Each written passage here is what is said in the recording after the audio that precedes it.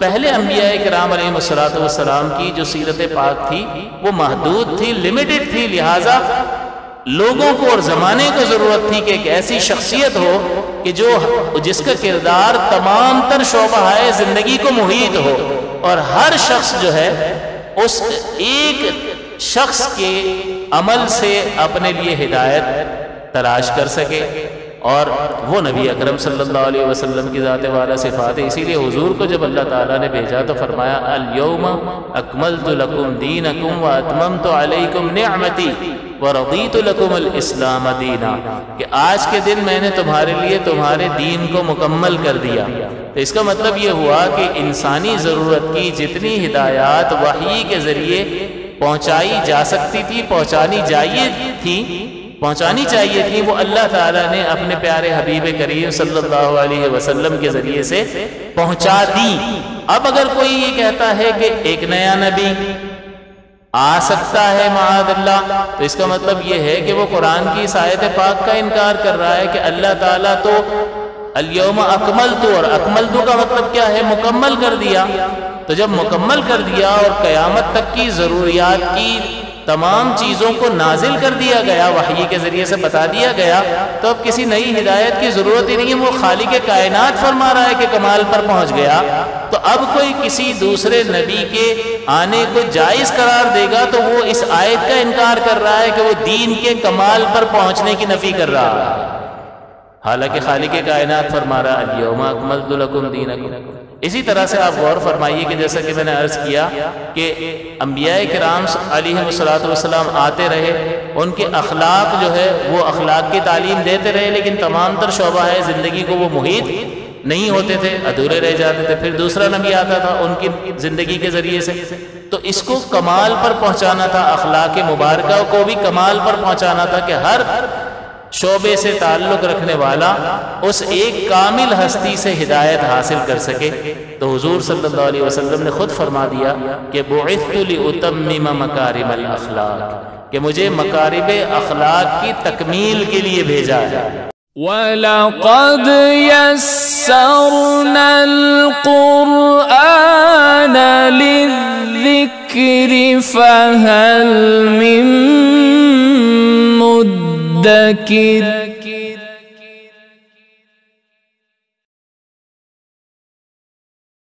الصلاة والسلام علیکہ یا نبی اللہ وعلی آلکہ واصحابکہ یا حبیب اللہ۔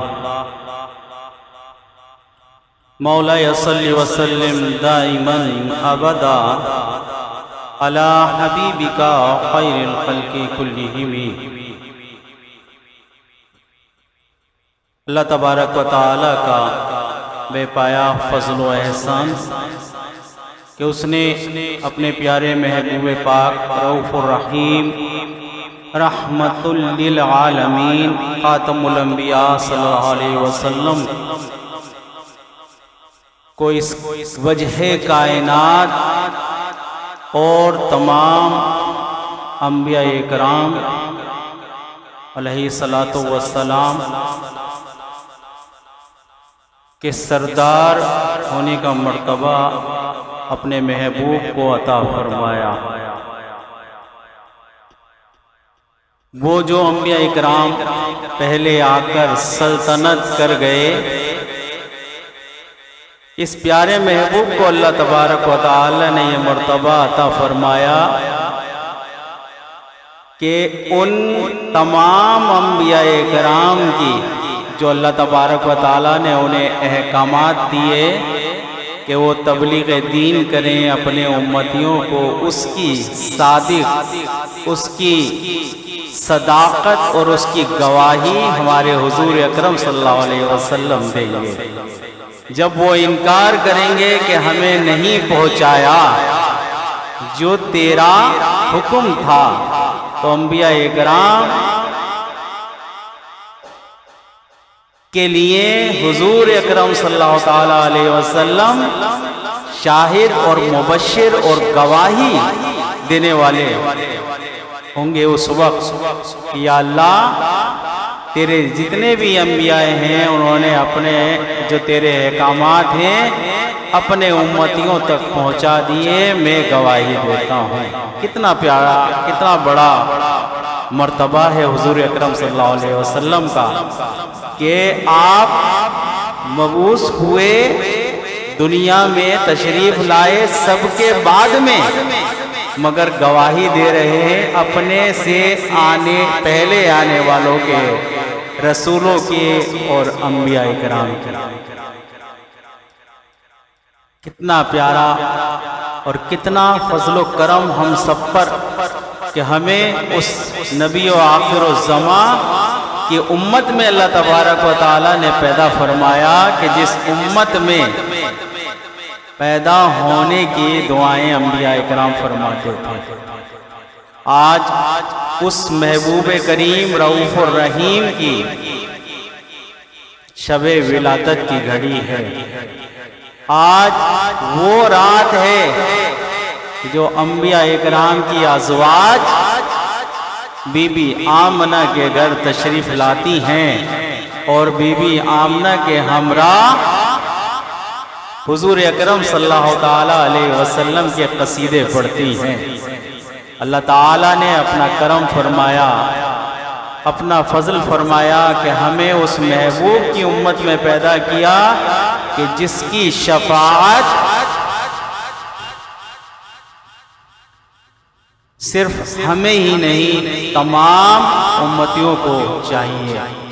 اللہ تعالی ہم سب کو مرتے دم تک اپنے پیارے محبوب، اپنے پیارے مشفق و مہربان آقا مولا سرور کائنات صلی اللہ علیہ وسلم کے گن گانے کی، شکر بجا لانے کی اور ان کے جتنے بھی احسانات ہیں ان کو ماننے کی، دل سے تسلیم کرنے کی اور ان کے احکامات پر عمل کرنے کی توفیق عطا فرمائے۔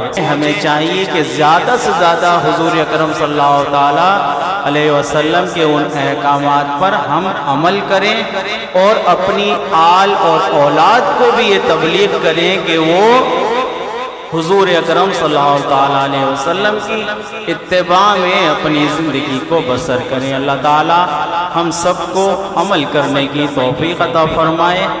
الحمدللہ کئی سالوں سے اس مسجد میں اس رات کو ہمارے مرشد کریم، پیر طریقت، رہبر شریعت، ولی نعمت، سرمایہ سنت حضرت علامہ و مولانا قاری محمد نثار الحق صدیقی رحمۃ اللہ تعالی علیہ بڑی شان و شوقت کے ساتھ میلاد مصطفیٰ صلی اللہ تعالی علیہ وسلم کا اجلاس منعقد کرتے، بیانات کرتے اور حضرت صاحب کم و بیش کبھی کبھی تو 4 ساڑھے 4 گھنٹے حضرت صاحب نے میلاد مصطفیٰ پر بیان کیا ہے۔ بتاتے ہیں لوگ کہ جب اس وقت اس مسجد میں لائٹیں نہیں تھیں، چراغ جلا کرتے تھے، اس وقت لوگ بتاتے ہیں کہ حضرت صاحب جب بیان کرنے، جب منبر پر تشریف فرما ہوتے تو وقت کو نہیں دیکھتے تھے اور بیان اس شان و شوقت کے ساتھ جاری رہتا تھا کہ ہم کہتے تھے حضرت 4 گھنٹے ہو گئے، اور حضرت صاحب کی پیشانی پر حضرت صاحب کی جسمانی جو حرارت ہے اس میں ذرا سی بھی تھکاوٹ محسوس نہیں ہوتی تھی۔ اللہ تعالی حضور ہمارے مرشد کریم کی تربت پر اللہ تبارک و تعالی اپنی رحمتوں اور برکتوں کی برسات عطا فرمائے۔ آئیے اس بابرکت محفل کا آغاز قرآن مجید فرقان حمید سے کرتے ہیں۔ میں ملتمس ہوں ہماری مسجد حاضہ کے نائب امام اور مؤذن جناب مولانا نصرت عباس قادری صاحب سے کہ وہ آئیں اور قرآن مجید فرقان حمید کی آیہ مبارکہ تلاوت فرما کر ہمارے قلوب کو منور فرمائیں۔ اعوذ باللہ من الشیطان الرجیم،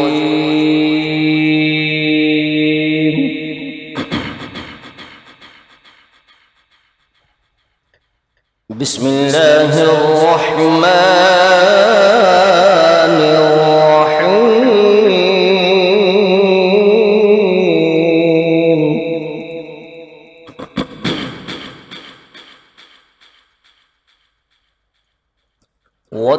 والتين والزيتون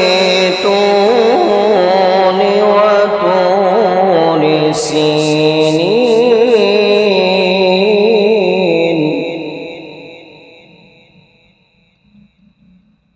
وهذا البلد الأمين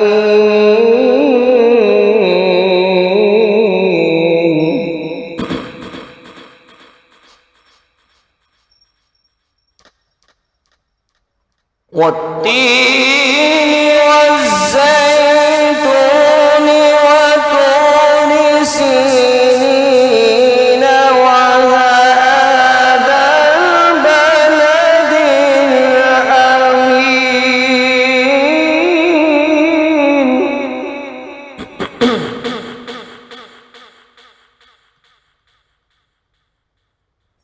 لقد خلقنا الإنسان في أحسن تقويم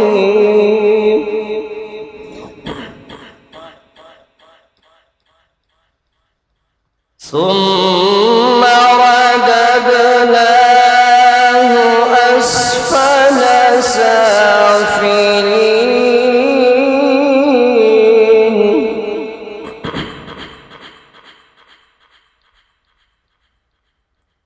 إلا الذين آمنوا وعملوا الصالحات فلهم أجر غير ممنون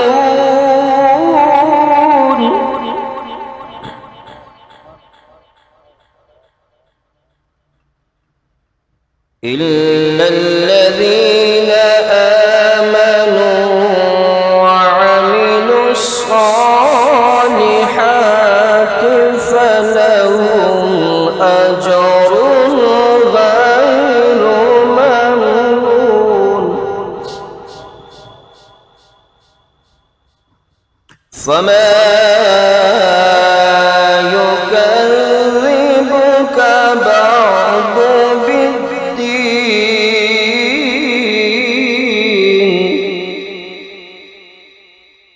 أليس الله بأحكم الحاكمين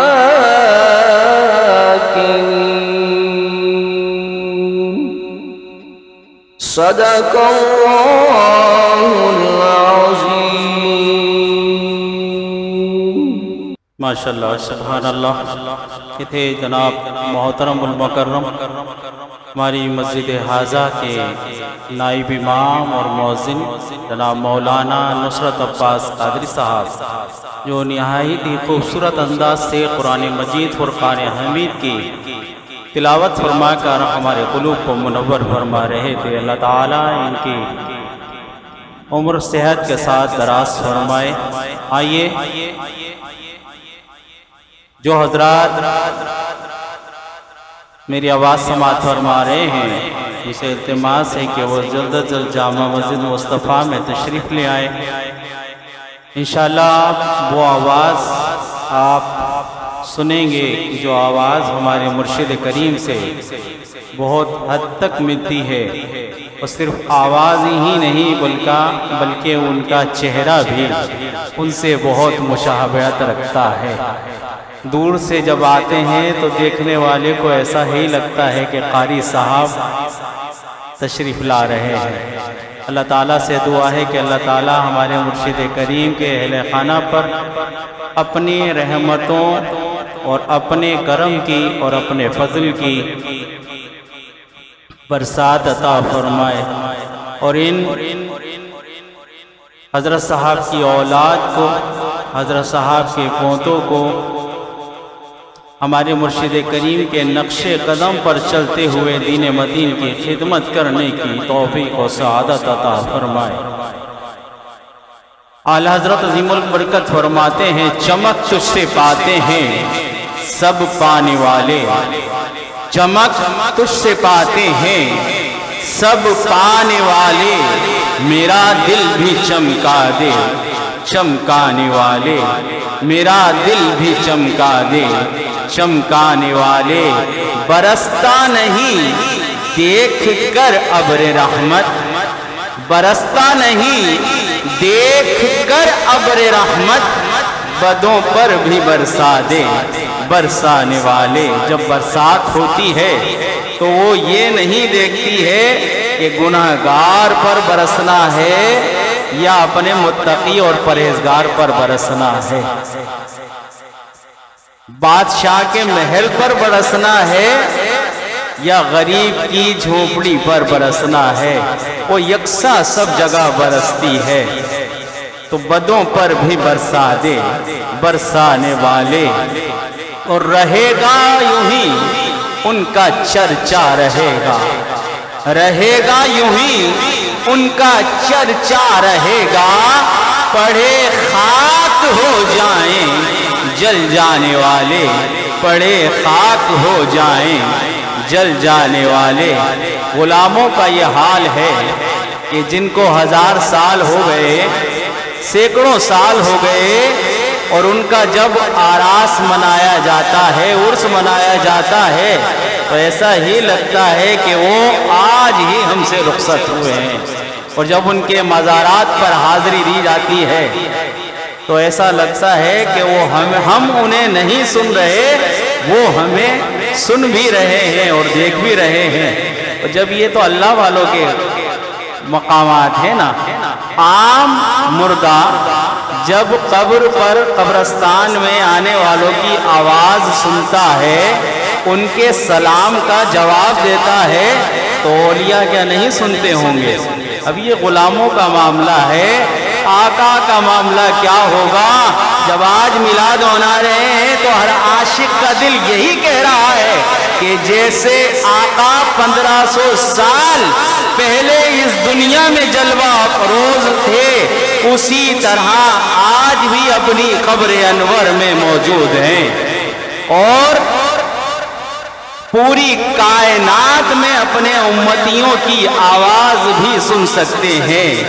हाथ बढ़ाकर पूरी कायनात में तसर्रुफ फरमाते हुए अपने उम्मतियों की मदद वहीं पर रहते हुए कर सकते हैं, और अगर खुद चाहें तो वहां जाकर भी, तशरीफ ले जाकर भी अपने उम्मती की फरियाद सुनकर उसकी मदद करने पर कादिर हैं। ये अल्लाह तबारक व तआला ने अपने महबूब को कुदरत और मर्तबा अता फरमाया है कि बरसता नहीं देख कर अब्र रहमत, बदों पर भी बरसा दे बरसाने वाले। रहेगा यूं ही उनका चर्चा रहेगा, पढ़े खाक हो जाएं जल जाने वाले। और तू जिंदा है वल्लाह, तू जिंदा है वल्लाह, तू जिंदा है वल्लाह, तू जिंदा है वल्लाह, मेरे चश्मे आलम से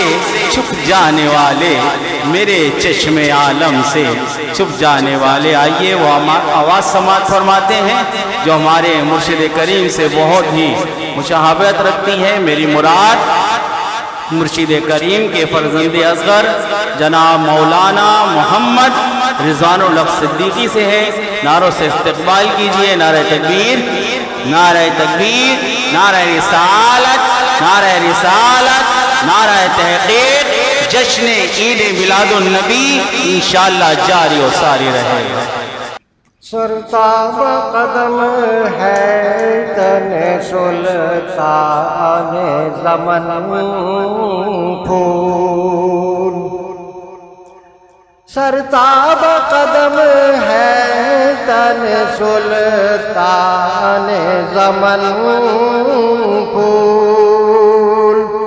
लब फूल बदन फूल दहन फूल ज़क़न फूल, लब फूल दहन फूल ज़क़न फूल बदन फूल। वल्लाह जो मिल जाए मेरे गुल का पसीना, वल्लाह जो मिल जाए मेरे गुल का पसीना। मांगे پھر چاہے دلہن پھول، مانگے نہ کبھی عطر نہ پھر چاہے دلہن پھول، مانگے نہ کبھی عطر نہ پھر چاہے دلہن پھول، اللہ کی سرتاب قدم شان ہے یہ، انسان ہے انسان وہ انسان ہے یہ، قرآن تو ایمان بتاتا ہے انہیں، اور ایمان یہ کہتا ہے میری جان ہے یہ، اور ایمان یہ کہتا ہے میری جان ہے یہ،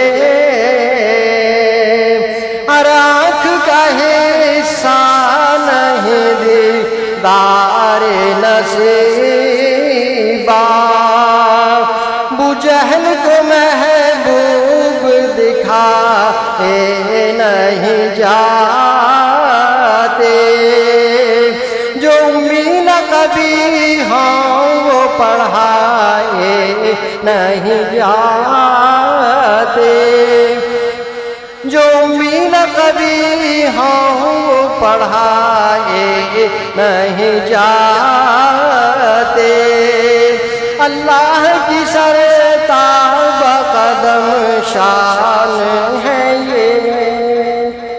ماشاءاللہ سبحان اللہ، بہت ہی خوبصورت انداز سے چند اشعار پیش فرمانے کی سعادت حاصل فرما رہے تھے ہمارے مرشد کریم کے فرزند اصغر جناب مولانا محمد رضوان الحق صدیقی دامت برکاتہم القدسیہ، ہماری خوش قسمتی حضرت استاد العلماء مفتی محمد آصف مدنی دامت برکاتہم القدسیہ ہمارے درمیان جلوہ افروز ہو چکے ہیں۔ انشاءاللہ کچھ ہی لمحات میں آپ اپنے نورانی اور عرفانی بیان سے ہمارے قلوب کو منور و مجلہ فرمائیں گے۔ میری خواہش تو یہی ہوتی ہے کہ حضرت سے زیادہ سنا جائے، اور ہمیں علماء کو سننا چاہیے۔ حضرت ابھی آ کر بیٹھے ہیں تو حضرت کے حکم کے مطابق اعلیٰ حضرت عظیم البرکت کا کلام میں سے چند اشعار پیش کرنے کی سعادت حاصل کروں گا۔ پڑھی صلی اللہ علیہ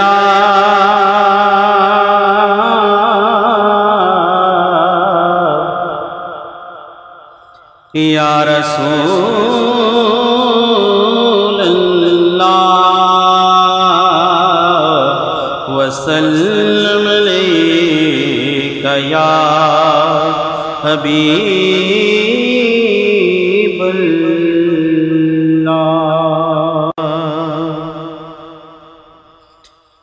زمین و زمان تمہارے لیے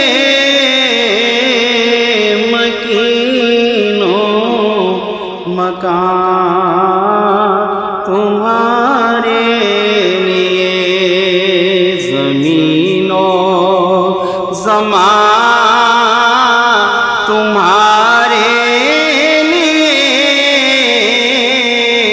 مکین و مکان تمہارے لیے، چنین و چنا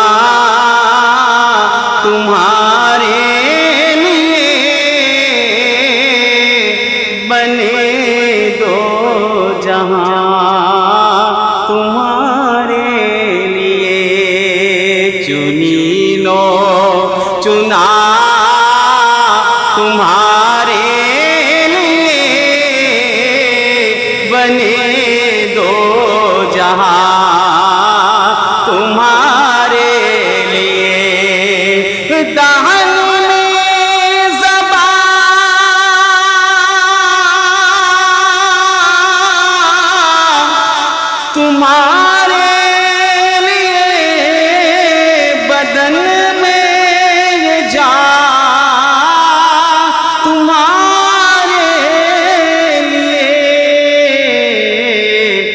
हम आए यहाँ तुम्हारे लिए, उठे भी वहाँ तुम्हारे लिए। काश इस आला हज़रत अज़ीमुल बरकत के शेर पर हम मुकम्मल अमल करते हुए अपनी ज़िंदगी को बसर करें तो मुझे यकीन है कि मज़ा तो नहीं बल्कि मज़े को भी मज़ा आ जाएगा। क्योंकि जब हुजूर की इत्तिबा में आपकी ज़िंदगी गुजरेगी तो आपकी दुनिया भी संवर जाएगी और आपकी आखिरत भी। दहन में ज़बान तुम्हारे लिए, बदन में जान तुम्हारे लिए, आका हम आए यहाँ तुम्हारे लिए, उठे भी वहाँ तुम्हारे लिए। कलीमों जी मसीहो सफी, खलीलो रज़ी रसूलो नबी, अतीको वसी गनियो सना की ज़बान तुम्हारे लिए। हम आए यहाँ तुम्हारे लिए, उठे भी वहाँ तुम्हारे लिए। इसालत कुल इमामत कुल, सियादत कुल इमारत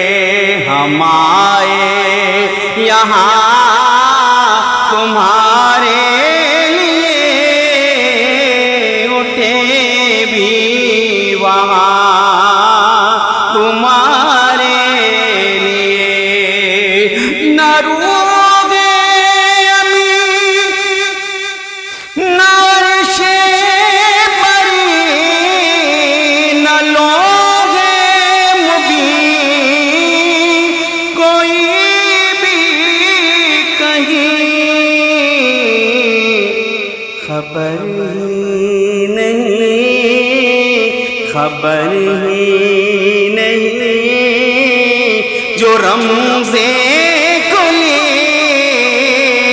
ازل کی نہا تمہارے لیے ہم آئے یہاں تمہارے لیے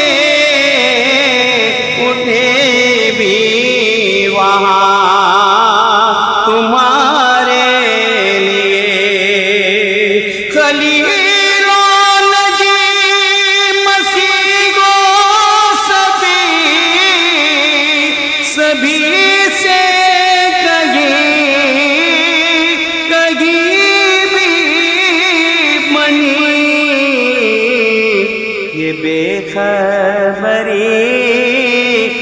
بے خبری کہ خلق بری کہاں سے کہاں تمہارے لیے ہم آئے یہاں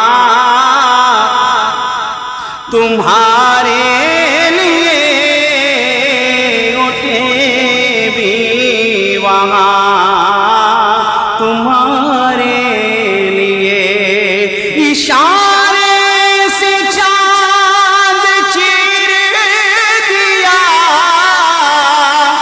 چھپے ہوئے کھوئے کو پھیر لیا گئے ہوئے دل کو اسرے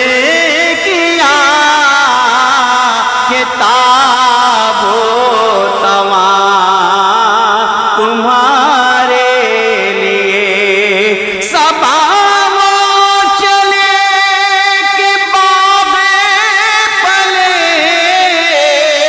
وہ پھول کھلے کہ دن وہ بلے لبا کے تلے لبا کے تلے ثنا میں کھلے رضا کی زبان تمہارے لیے لبا کے تلے لبا کے تلے لبا کے تلے ثنا میں کھلے آقا ہماری زبان تمہارے لیے لبا کے تلے ثنا میں کھلے رضا کی زبان تمہارے لیے ہم آئے یہاں تمہارے لیے اٹھے بھی وہاں تمہارے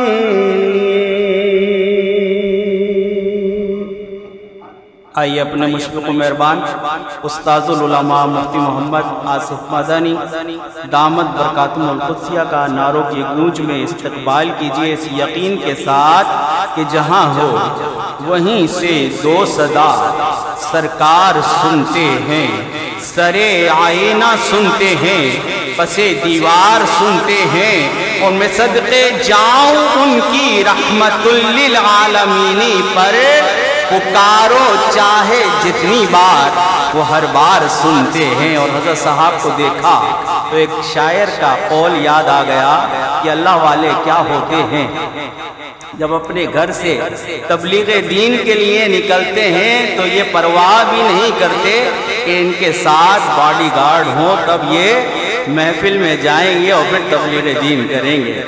پولیس کی موبائل کی گاڑیاں آگے پیچھے ہوں، پروٹوکول ہو، یہ مخلص بندے ہوتے ہیں، یہ اللہ تعالیٰ کی پناہ میں ہوتے ہیں، انہیں دنیا والوں کی परवाह नहीं हुआ करती। बल्कि एक बात याद आई कि मौलाना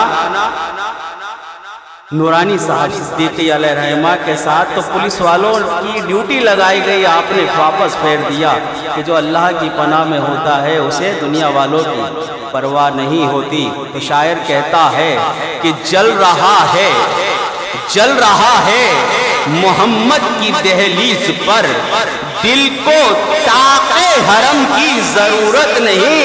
मेरे मुस्तफ़ा पे मुझ पे है इतने करम, मेरे मुस्तफ़ा के मुझ पे हैं इतने करम, अब किसी के करम की जरूरत नहीं, अब किसी के करम की जरूरत नहीं। नारे तकबीर, नारे तकबीर, नारे रिसालत, नारे रिसालत, नारे तहक़ीक़, नारे गौसिया, उलमा अहले सुन्नत। अल्हम्दुलिल्लाहि रब्बिल आलमीन वस्सलातु वस्सलामु अला सय्यदिल अंबिया'i वल मुरसलीन व अला आलिहि व अस्हाबिहि अजमईन। अम्मा बअदु फ़अऊज़ु बिल्लाहि मिनश शैतानिर रजीम। बिस्मिल्लाहिर रहमानिर रहीम। मा कान मुहम्मदुन अबा अहदिन मिन रिजालिकुम वलाकिन रसूलल्लाहि व खातमन नबिय्यीन। वक़ाल तबारक व तआला फ़ी मक़ामिन आख़र हुवल्लज़ी अरसल रसूलहु बिलहुदा व दीनिल हक़्क़ि लियुज़हिरहु अलद्दीनि कुल्लिहि।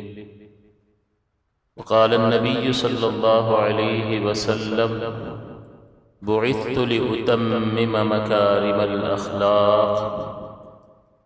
सदक़ल्लाहुल अलियुल अज़ीम व सदक़ रसूलुहुन नबियुल अमीन सल्लल्लाहु तआला अलैहि व अला आलिहि व अस्हाबिहि व बारक वसल्लम। कुरान मजीद फ़ुरक़ान हमीद में अल्लाह तबारक व तआला ने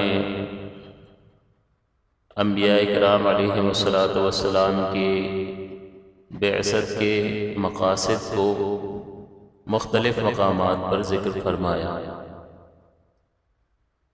नबी उस बशर को कहते हैं कि जो अल्लाह ताला की तरफ से शरीयत की तबलीग पर मामूर होता है। नबी वो बशर है कि जिसको अल्लाह ताला की तरफ से शरीयत पहुँचाने पर या शरीयत पहुँचाने का हुक्म दिया गया हो। जैसा कि अल्लाह ताला ने फरमाया फ़बअसल्लाहु नबिय्यीना मुबश्शिरीना व मुन्ज़िरीना व अंज़ल मअहुमुल किताब बिल हक़्क़ि लियहकुम बैनन नास। ये बस अल्लाह तबारक व तआला ने मबऊस फरमाया अंबिया इकराम अलैहिमुस्सलातु वस्सलाम को इस हाल में कि वो खुशखबरी सुनाने वाले हैं और डर सुनाने वाले हैं। तो यही खुशखबरियाँ अल्लाह के अहकाम की सूरत में होती हैं और यही इंज़ार मुनज़िरीन डर सुनाना जो है ये भी अहकाम को पहुँचाने की एक सूरत है। तो इस आयत मुक़द्दसा में अल्लाह ताला ने अंबिया के भेजे जाने का भी ज़िक्र फरमाया और अहकाम शरीयत की तबलीग का भी ज़िक्र फरमाया और फरमाया कि उन पर अल्लाह ताला हक़ के साथ किताब नाजिल फरमाता है ताकि वो इस किताब की बुनियाद पर लोगों के दरमियान फ़ैसला फरमाएं। तो आपने इस आयत मुक़द्दसा की बुनियाद पर नबी की तारीफ़ को समझ लिया कि नबी वो बशर है जो अल्लाह ताला की तरफ से शरीयत की तबलीग पर मामूर होता है। मामूर इसमें मफ़ूल का सीगा है, मामूरुन आमिर का मतलब होता है, ये इसमें फ़ाइल है हुक्म देने वाला, और मामूर का मतलब है जिसको हुक्म दिया गया।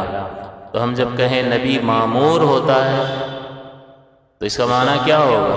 नबी को हुक्म दिया गया होता है। भाई किस चीज़ का हुक्म दिया गया होता है? शरीयत की तबलीग का। तो यहाँ दो चीज़ें हो गई कि अल्लाह ताला उन्हें उन पर किताब भी उतारता है और किताब वही की सूरत में होती है और फिर उस वही को वो पाबंद होते हैं लोगों तक पहुँचाने के सिलसिले में। फिर नबी نبوت کا تحقق کیسے ہوگا، کس طرح تحقیق اور پختہ ہوگی، ثابت ہوگی، یعنی تحقق آپ یوں سمجھ لیں کہ نبوت ثابت کس طرح سے ہوگی، اس کا تحقق کس طرح سے ہوگا، تو وہ وحی کے ذریعے سے نبوت کا تحقق ہوتا ہے۔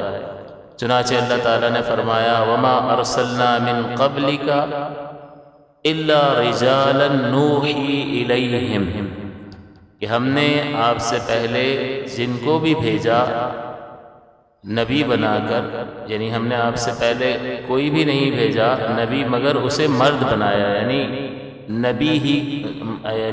نبی جو ہے وہ مرد ہی کو بنایا۔ اس آیت پاک سے یہ معلوم ہوا کہ کوئی بھی عورت نبی نہیں ہو سکتی۔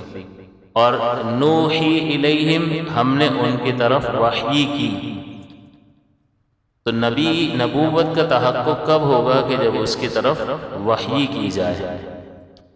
دوسرے مقام پر اللہ تعالیٰ نے یہ فرمایا، اسی وحی کے بارے میں فرمایا کہ انا اوحینا الیک، کہ بے شک ہم نے آپ کی طرف وحی کی، کما اوحینا الی نوح، جس طرح سے ہم نے وحی کی تھی حضرت نوح علیہ السلام کی طرف، والنبیین من بعدہ، اور ان انبیاء کرام علیہ السلام کی طرف کہ جو آپ کے بعد ہوئے۔ تو ایک تو نبی کی تعریف ہمیں معلوم ہو گئی، اور دوسرا نبوت کا تحقق وحی کے ذریعے سے ہوتا ہے۔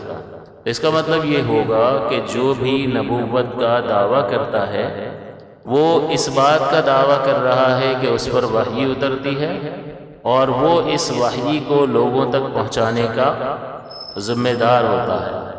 تیسری چیز جو نبوت کے لیے ضروری لازمی شرط کے طور پر ہوتی ہے وہ یہ ہوتی ہے کہ وہ معجزہ دکھائے گا، تاکہ صادق نبی میں اور جھوٹے نبی میں فرق ظاہر ہو جائے، ورنہ تو ہر ایک کھڑا ہو کے کہہ دے گا میں نبی ہوں۔ تو اب یہ سچ کہہ رہا ہے یا جھوٹ کہہ رہا ہے، اس کے لیے یہ معجزہ دکھانے کا پابند ہوگا۔ تو اسی لیے علماء نے فرمایا کہ نبی پر عند الطلب معجزہ دکھانا واجب ہوتا ہے۔ عند الطلب کا مطلب ہوتا ہے کہ جب اس سے لوگ مطالبہ کریں کہ بھئی آپ یہ کہہ رہے ہیں کہ خالق کائنات نے بھیجا ہے، تو اس کی طرف سے بھیجے جانے کی کوئی نشانی تو بتائیں، تاکہ ہمیں یقین آ جائے کہ ہاں اسی نے بھیجا ہے۔ تو وہ پھر ایسے کام کر کے دکھاتے ہیں جو عادت کے خلاف ہوتے ہیں۔ اس کو خرق عادت کہا جاتا ہے۔ خرق کا مطلب ہے پھاڑ دینا، اور عادت کا مطلب ہوتا ہے روز مرہ کی روٹین۔ تو یہ خرق عادت کام، جیسے پتھر کا کام ہے، پتھر کی طبیعت عادت کیا ہے کہ وہ پانی میں ڈوب جاتا ہے۔ اب اگر کوئی پتھر کو ترا دے پانی پر تو اس کو کیا کہیں گے کہ عادت کو پھاڑ ڈالا، عادت کے خلاف کام کر دیا۔ تو ایسے خرق عادت کام کو معجزہ کہتے ہیں۔ اور معجزہ معجزتن، یہ اس میں فاعل ہے، باب افعال سے ہے، معجزتن مکرمتن کے وزن پر، مفعلتن کے وزن پر، یعنی عاجز کر دینے والی ایک چیز۔ کس کو عاجز کر دیتی ہے؟ جو سامنے مطالبہ کر رہا ہوتا ہے وہ حیران رہ جاتا ہے کہ ہم تو یہ نہیں کر سکتے ہیں۔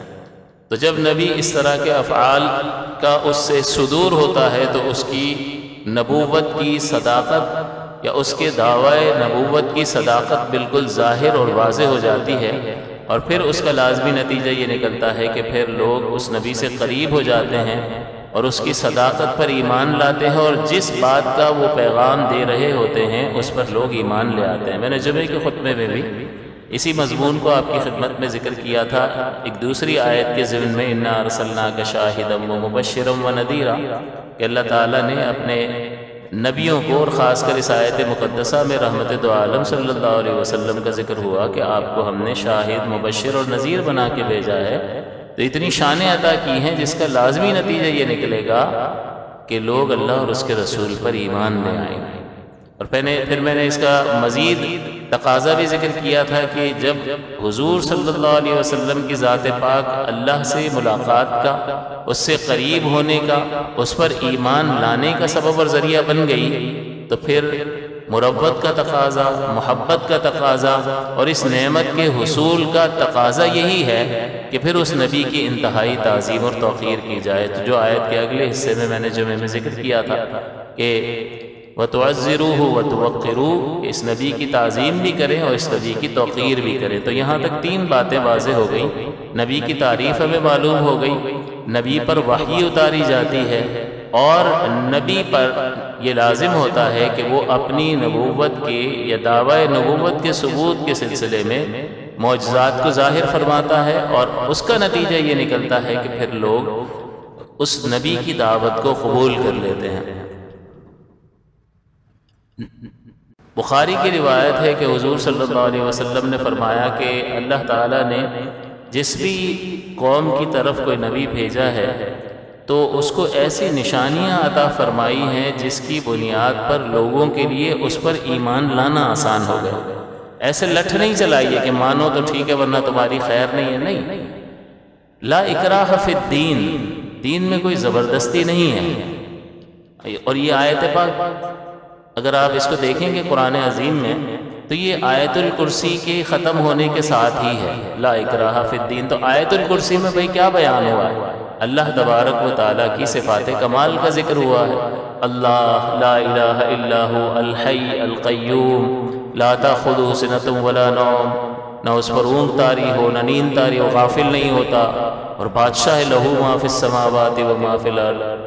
پھر یہ ساری چیزیں وَهُوَ الْعَلِيُّ الْعَظِيمُ، یہ ساری کائنات کی حفاظت وَلَا يَئُودُهُ حِفْظُهُمَا، وہ اتنا زبردست ہے کہ ساری کائنات کے نظام کو چلاتا ہے، اور جب چلاتا ہے تو بندہ حیران ہو جاتا ہے کہ بھئی کتنی چیزوں کو چلا رہا ہے، اس کے ارادے کے بغیر تو پتہ بھی نہیں ہلتا، اور یہاں چیزوں کو گنو تو انسان گن نہیں سکتا۔ تو کتنا علم ہے، کتنا زبردست کمال والا ہے ہمارا رب، اور فرماتا ہے کہ تم اپنے اوپر قیاس کیوں کرتے ہو؟ ہم کہتے ہیں میں کتنے کام کروں، تو یہ تو بندہ ہے نا، وہ تو تھکتا ہے، وہ تو ایک عاجز سی مخلوق ہے، لیکن خالق یہ تو اللہ کی بات ہو رہی ہے نا۔ تو فرمایا وَلَا يَئُودُهُ حِفْظُهُمَا، اللہ کو ان کی حفاظت تھکاتی نہیں ہے۔ وَهُوَ الْعَلِيُّ الْعَظِيمُ، وہ تو بہت زبردست ہے، عظمت والا۔ پھر فرما دیا لا اکراہ فی الدین قد تبین الرشد من الغی، کہ جب اللہ تعالیٰ کو تم اس کی صفات کمال کو، اس کی صفات جلال کو، ان صفات کے ذریعے سے جب تم خالق کو پہچانو گے تو پھر خود ہی مان جاؤ گے، ہمیں زبردستی نہیں کرنی پڑے گی۔ لا اکراہ فی الدین، دین میں کوئی زبردستی نہیں ہے۔ قد تبین الرشد من الغی، کہ رشد یعنی ہدایت، گمراہی، غی یعنی گمراہی سے بالکل واضح اور جدا ہو گئی، تبین بالکل واضح اور آشکار اور بین ہو گئی، تو تمہارے لیے ایمان لانا کوئی مشکل نہیں ہے۔ ورنہ زبردستی کا ایمان کتنی دیر کا ایمان ہوگا؟ ایمان کہتے کس کو؟ ایمان کہتے ہیں قلبی تصدیق کا نام ہے، کہ جو کچھ رحمت دو عالم صلی اللہ علیہ وسلم اللہ تعالیٰ کی طرف سے لے کر آئے، اس کو دل سے حق اور سچ جاننا، یہ ایمان ہے۔ اگرچہ زبان سے اقرار بھی اس میں داخل ہے، ہم کہتے ہیں نا اقرار باللسان و تصدیق بالقلب، تو ٹھیک ہے اقرار باللسان بھی ایمان ہے، لیکن حقیقت میں ایمان کیا ہے؟ کئی بار آپ کو بتایا کہ وہ تصدیق قلبی کا نام ہے۔ تو جس کے دل میں تصدیق قلبی ہے وہ مومن ہے۔ تو آپ کسی پہ بندوق رکھ کے اس کے ظاہر کو تو بدل سکتے ہیں کہ اس سے زبردستی کلمہ پڑھوا لیں، لیکن دل میں کیسے اتاریں گے؟ اتار ہی نہیں سکتے۔ تو ایمان تو نام ہی تصدیق قلبی کا ہے، اور دل میں تصدیق زبردستی پیدا نہیں کی جا سکتی، وہ ہوگی تو ہوگی، نہیں تو نہیں ہوگی۔ تو لہٰذا وہ تو سمجھانے سے، دلائل قائم کرنے سے کسی چیز کا تحقق ہوگا، ثبوت ہوگا، تو دل مائل ہوگا اور پھر اس کو رغبت کے ساتھ قبول کرے گا، اور پھر ایسا قبول کرے گا کہ پھر اس کی گردن اڑا دو، وہ بدلنے کے لیے تیار نہیں ہوگا۔ اس کا مال چھین لو، وہ کہے گا کہ مال کی کوئی حیثیت نہیں ہے، ایمان اصل ہے۔ تو پھر اس کے نزدیک ایمان سے بڑھ کر کسی چیز کی قدر و منزلت نہیں رہ جاتی ہے۔ تو زبردستی دین میں بالکل بھی کوئی نہیں ہے۔ تو وضاحت کے ساتھ، دلائل کے ساتھ، براہین کے ساتھ، اور رحمت دو عالم صلی اللہ علیہ وسلم نے تو ایسے ایسے لوگوں کو معاف فرمایا کہ حضرت وحشی اور مشرکین مکہ نے کیا کیا ظلم نہیں کیے تھے۔ حضور جب تبلیغ فرما رہے ہوتے تھے تو وہ ایسی ایسی آوازیں کستے تھے کہ انسان کا کلیجہ منہ کو آ جائے. اور کس کے سامنے یہ آوازیں کس رہے تھے؟ جن کی عظمت ہم بیان نہیں کر سکتے ہیں. بادس خدا بزرگ تو یہ قصہ مختصر. اور حضور نے نماز ادا فرمائی ہے تو نماز کے دوران جو ہے وہ اونٹ کی اوجڑی لا کر جھلی لا کر آپ کی پشت پر ڈال دی. اسی طرح کثیر حضرت حمزہ کو شہید کیا گیا. حضرت حمزہ کا کلیجہ ہندا نے نکالا اور اس کو چبایا. حضور بہت زیادہ غمگین رہا کرتے تھے اس بات کو. جب بھی آپ یاد فرماتے تو چچا سے بہت زیادہ محبت تھی اور ہر جگہ حضرت حمزہ رضی اللہ تعالیٰ عنہ حضور کے ساتھ رہے، پیش رہے. اور ان کے ایمان لانے کا بھی واقعہ بالکل عجیب ہے کہ یہ ہر وقت شکار پر گھومتے پھرتے رہتے تھے، شکار پر رہتے تھے زیادہ تر. یہ ان کا شوق تھا. تو ایک بار شکار سے واپس لوٹے تو کسی نے خبر دی کہ تمہیں پتا ہے تمہارے بھتیجے محمد ابن عبداللہ صلی اللہ علیہ وسلم کو ابو جہل نے برا بھلا کہا ہے. کتنا برا بھلا کہا ہے؟ تو اس نے کہا کیا واقعی ایسا کیا؟ اس نے ابھی تک ایمان نہیں لایا تھا. تو وہ خون جوش مارا اور گئے اور ایک تھپڑ رکھ دیا ابو جہل کو جا کے بھرے مجموعے میں. اور اس ضد میں ایمان لے آئے کہ میں اس پہ ایمان لے آتا ہوں، اب میں دیکھتا ہوں کہ تم کیا کرتے ہو. وہ بعد میں پھر حضور کی صحبت کی برکت سے وہ ساری چیزیں یکسر مختلف ہو گئی. لیکن جس وقت آپ نے ایمان قبول کیا تو ایک بھتیجے کی محبت غالب آئے اور ایک تھپڑ رسید کر دیا ابو جہل کو اور اس کو دھمکایا کہ میں اس کے ساتھ ہوں. تو ہر وقت حضرت امیر حمزہ اور حضور کو بڑی محبت تھی اور بڑی قربانیاں دی حضرت امیر حمزہ نے. ہر جگہ پیش رہے ہیں، ہر جگہ. ان کی وجہ سے جو ہے اسلام کو ایک وجاہت اور ایک نوع کی قوت حاصل ہے ان کی وجہ سے. اور پھر حضرت عمر ایمان لے آیا تو زبردست معاملہ ہو گیا. تو اللہ تعالیٰ نے ان کے ذریعے سے دین کو تقویت اور قوت عطا فرمائی. ان کے لیے بڑے عزت اور شرف کی بات ہے.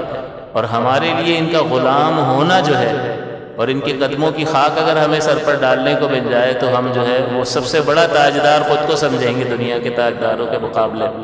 تو لہٰذا حضرت امیر حمزہ سے اس قدر محبت تھی، ہندا نے ان کا کلیجہ چبایا. لیکن جب وہ اسلام قبول کرنے کے لیے آئے تو حضرت وحشی نے کہا کہ اللہ تعالیٰ نے تو فرمایا ہے کہ جس نے یہ گناہ کیے ہیں تو اس کو سزا ملے گی. تو میں نے تو یہ سب گناہ کیے ہیں، تو کیا ایمان لانے کی وجہ سے یہ گناہ معاف ہو جائیں گے؟ اللہ نے آیت اتاری کہ جو توبہ کرے گا، ایمان لائے گا اور اپنے اعمال کی اصلاح کر لے گا، اللہ تعالیٰ اس کی توبہ کو قبول فرما لے گا، معاف کرنے والا. اسی طرح انہوں نے کہا کہ چلو ٹھیک ہے یہ تو پچھلے گناہ معاف ہو گئے، اگلے گناہ جو بعد میں ہو جائیں گے اس میں کیا رعایت ہے؟ تو پھر اللہ تعالیٰ نے آیت اتاری اور اس بات کا یقین دلایا کہ جو شخص بھی اپنے تقاضۂ بشریت ہونے والی خطاؤں کے سلسلے میں اللہ سے رجوع کرے گا، اللہ تعالیٰ اس کو معاف کر دے گا. اور حضور علیہ السلام نے خود فرمایا تائب من الذنب کمن لا ذنب لہ، کہ گناہوں سے توبہ کرنے والا ایسا ہے جیسے اس نے گناہ کیا ہی نہیں ہے. تو ایک ایسا شخص کہ جس نے چچا کو شہید کیا اور پھر وہ اس حالت میں ان کو جو مسلح کیا گیا، ان کو بھی اسلام کی دعوت دینے کے لیے حضور ان کی کتنی ڈیمانڈز پوری کر رہے ہیں. ورنہ حضور تو جانتے تھے نا، حق جانتے تھے، ساری چیزیں آپ نے دیکھی، مشاہدہ فرمائی. تو دشمن کے لیے تو ہم چاہیں گے کہ جائے مرے بھاڑ میں جائے، ہمارا رویہ تو یہ ہوتا ہے نا. لیکن حضور اس کو جہنم سے بچانے کے لیے کتنی کوشش فرما رہے ہیں. حضور کا کفار کے ساتھ یہ حسن سلوک، لعلک باخع نفسک، کہ کہیں آپ جو ہے غم میں اپنی جان پر کھیل جائیں گے ان کے لیے. اللہ تعالیٰ فرماتا ہے حضور کو اتنا شدید رنج تھا لوگوں کے ایمان نہ لانے کا. اور یہ کون فرما رہا ہے لعلک باخع نفسک علی آثارہم ان لم یؤمنوا بہذا الحدیث اسفا، یہ کیا غم میں آپ اپنے آپ کو ہلکان کریں گے؟ آپ جان پر کھیل جائیں گے ان کے پیچھے کہ یہ اس بات پر ایمان نہیں لا رہے ہیں. اب غور فرمائیے کہ یہ کون فرما رہا ہے؟ یہ اللہ فرما رہا ہے جو دلوں کا حال جانتا ہے. میں کہوں کہ بھائی میرا دل آپ کے لیے بہت جلتا ہے تو ہو سکتا ہے میں جھوٹ بھی بول رہا ہوں، آپ کو کیا پتا میرے دل کی کیفیت اور حالت. لیکن اللہ فرما رہا ہے جو دلوں کا حال جانتا ہے. اور حضور پر ایک ایسی کیفیت طاری ہوتی تھی غم کی کہ یہ کہیں ایمان لے آئیں اور جنت کا راستہ ان کے لیے میں آسان کر دوں۔ اس میں دشمن بھی ہیں، تانے دینے والے بھی ہیں، تکلیفیں پہنچانے والے بھی ہیں، صحابہ کرام پر طرح طرح کے مظالم کرنے والے بھی ہیں، لیکن رحمت للعالمین کی رحمت ایسی کہ اللہ تعالیٰ نے سراپا رحمت آپ کو بنا کر کے بھیجا تھا کہ آپ کا دل جو ہے وہ بہت زیادہ پریشان ہوتا تھا، اور اللہ تعالیٰ جو دلوں کا حال جاننے والا ہے وہ فرماتا ہے کہ کیا غم میں آپ ان کے پیچھے اپنی جان پر کھیل جائیں گے اگر یہ اس بات پر ایمان نہیں لاتے؟ تو ہمیں غور کرنا چاہیے کہ، اور حضور یہ بھی فرماتے ہیں کہ میں لوگوں کی کمرے پکڑ پکڑ کر کھینچتا ہوں، لوگ پھر بھی جہنم کی طرف جاتے ہیں۔ تو یہ حضور کی شفقت، یہ حضور کی مہربانی تھی کہ حضور صلی اللہ علیہ وسلم یہ چاہتے تھے کہ ہر ایک جو ہے اس دعوت کو قبول کر لے اور اسلام میں داخل ہو جائے۔ پھر یہ کہ اللہ تعالیٰ نے جو انبیاء کو بھیجا، انبیاء کا جو انتخاب اللہ تعالیٰ نے کیا، نبی، جیسا کہ میں نے 3-4 چیزیں نبی کی آپ کو تعریف بتائی۔ آج تھوڑی سی طبیعت ذرا بوجھل ہے، تو کل بھی میں نے 3 بیانات کیے ہیں، تو بالکل میں تھک ہار کے، لوگ مانتے نہیں ہیں بیچارے، میں ریکویسٹ کرتا ہوں کہ بھائی پہلے سے تاریخ دی ہوئی ہے لیکن وہ محبت میں نہیں، آپ کو تو آنا پڑے گا۔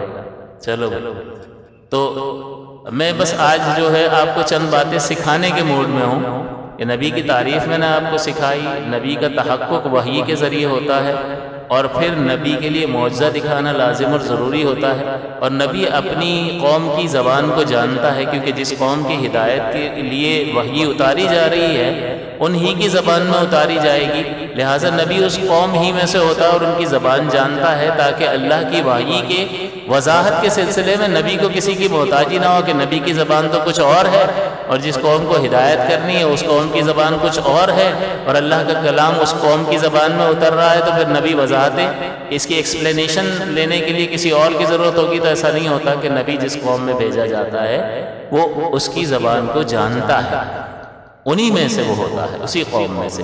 ہاں، نبی اس امت کا اعلیٰ ترین فرد ہوتا ہے، اللہ کا منتخب بندہ ہوتا ہے، اور جسے اللہ تعالیٰ منتخب فرمائے اس کی تمام تر صفات درجہ کمال پر ہوں گی یا نہیں ہوں گی۔ تو اللہ تعالیٰ نے قرآن عظیم میں فرمائے ان اللہ اصطفیٰ آدم ونوحا وآل ابراہیم وآل عمران علی العالمین۔ ان اللہ اصطفیٰ یہ باب افتعال سے ہے، اصطفیٰ کا مطلب ہوتا ہے چن لینا، بے شک اللہ تعالیٰ نے چن لیا، کس کو؟ آدم، تو آدم بھی مصطفیٰ ہے، چنا ہوا، یہ اس میں مفعول کا صیغہ ہے مصطفیٰ، چنا ہوا ایک شخص۔ ان اللہ اصطفیٰ آدم، اللہ تعالیٰ نے چن لیا حضرت آدم کو، ونوحا، اور چن لیا نوح علیہ السلام کو، وآل ابراہیم، اور ابراہیم کی آل کو، وآل عمران، اور عمران کی آل کو۔ یہ حضرت عمران جو ہے حضرت بی بی مریم رضی اللہ تعالی عنہا کے والد محترم ہیں، اور حضرت عیسیٰ علیہ السلام کے نانا ہیں، تو یہ بڑے نیک آدمی تھے۔ تو ان کا اللہ تعالیٰ نے ذکر فرمایا، ان کی آل یعنی حضرت بی بی مریم کو چن لیا، پھر حضرت عیسیٰ علیہ السلام، اور آگے ان کی نسلوں میں کثیر انبیاء کرام، بلکہ حضرت عیسیٰ علیہ السلام آخری نبی تھے بنی اسرائیل کی طرف۔ تو یہ اللہ تعالیٰ نے ان انبیاء کو چن لیا اس وقت کے تمام جہان والوں پر۔ اس کا مطلب یہ ہوا کہ نبی اللہ تعالیٰ کا منتخب کردہ بندہ ہوتا ہے، تو وہ ہر اعتبار سے، علم و فضل کے اعتبار سے، جسمانی قوت کے اعتبار سے، ذہانت کے اعتبار سے، تمام تر اخلاق حمیدہ اور تمام تر ایسے اوصاف سے متصف ہوتا ہے جو اوصاف حمیدہ ہوتے ہیں، بہترین صفات کا حامل، بہترین کردار کا حامل۔ وہ بڑا جرت مند ہوتا ہے، وہ حق کی آواز کو بلند کرنے کے سلسلے میں کسی کو بھی خاطر میں نہیں لاتا، چاہے سامنے کتنا ہی طاقتور شخص ہو، کیسے ہی فرعون آئے۔ بلکہ آپ نے تو یہ مقولہ سن رکھا ہوگا کہ ہر فرعون کے سامنے ایک موسیٰ ہوتا ہے، تو یعنی یہ ایک مثال بن گیا، استعارہ بن گیا کہ ظلم کے سامنے جو ہے وہ حق ضرور جو ہے وہ کھڑا رہتا ہے۔ تو نبی کی یہ صفت ہوتی ہے کہ انتہائی جرت مند ہوتا ہے، اور حق کی بات کہنے کے سلسلے میں وہ کسی چیز کی پرواہ نہیں کرتا ہے، کیونکہ اللہ کی تائید غیبی اس کے شامل حال ہوتی ہے، وہ سب کچھ اپنی نگاہوں سے دیکھ رہا ہوتا ہے، تو اس کا یقین تو بڑا درجہ کمال پر پہنچا ہوا ہوتا ہے۔ تو آنکھوں دیکھی چیز کا تو کوئی انکار نہیں کر سکتا نا. کیا یہ گلدان جو آپ کے پاس پڑا ہے اس میں پھول لگے ہیں، اب آپ یہ دیکھتے ہوئے اس کا انکار کر سکتے ہو؟ تو نبی جو ہے وہ علم و فضل کے اعتبار سے اللہ تبارک و تعالیٰ کی بہت ساری ایسے غیوبات کا مشاہدہ کر رہا ہوتا ہے جس کی بنا پر وہ یقین کی منزل پر فائز ہوتا ہے. تو اب چاہے کوئی جان بھی لے لے، یعنی نبی کو شہید کیا جا سکتا ہے. حضرت زکریہ علیہ السلام کو شہید کر دیا، حضرت یحییٰ علیہ السلام کو شہید کر دیا. زکریہ علیہ السلام کو آرے سے چیر کر 2 ٹکڑے کر دیے گئے.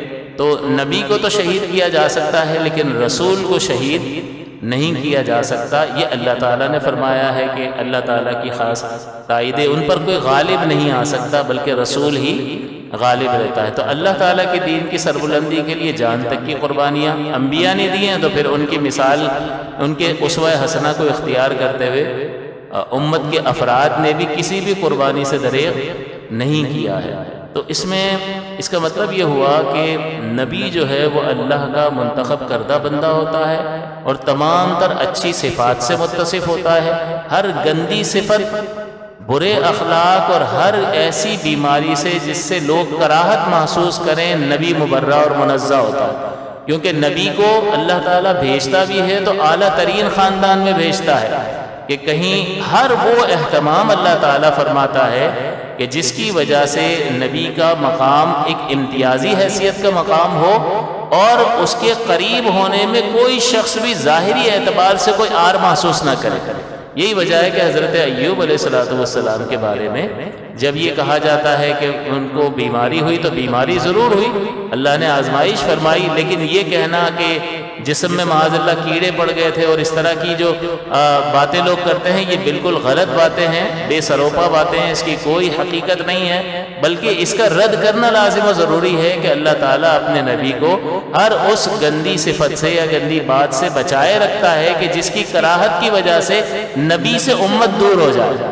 بلکہ آپ نے غور فرما لیا کہ نبی کے لیے معجزہ ضروری ہوتا ہے. تو معجزہ کیوں ضروری ہوتا ہے؟ کہ جہاں جھوٹے اور سچے نبی کا فرق معجزے کے ذریعے سے ظاہر ہو جاتا ہے، وہیں نبی کی اس معجزے کی وجہ سے لوگ نبی کے اور زیادہ قریب ہو جاتے ہیں اور اس کی دعوت کو قبول کرتے ہیں. تو اس کا مطلب یہ ہے، اور جیسا کہ میں نے حدیث پاک کی روشنی میں بھی بتایا کہ کوئی نبی اللہ نے نہیں بھیجا مگر اس کو ایسی نشانیاں دی گئی جس کے ذریعے سے ان کے لیے ایمان لانا آسان ہو گیا اور زبردستی نہیں کی، جیسا کہ میں نے آپ کو بتا دیا لا اکراہ فی الدین. تو یہ منتخب کردہ بندے ہوتے ہیں اور پھر ان کی رضا اللہ کی رضا ہوتی ہے،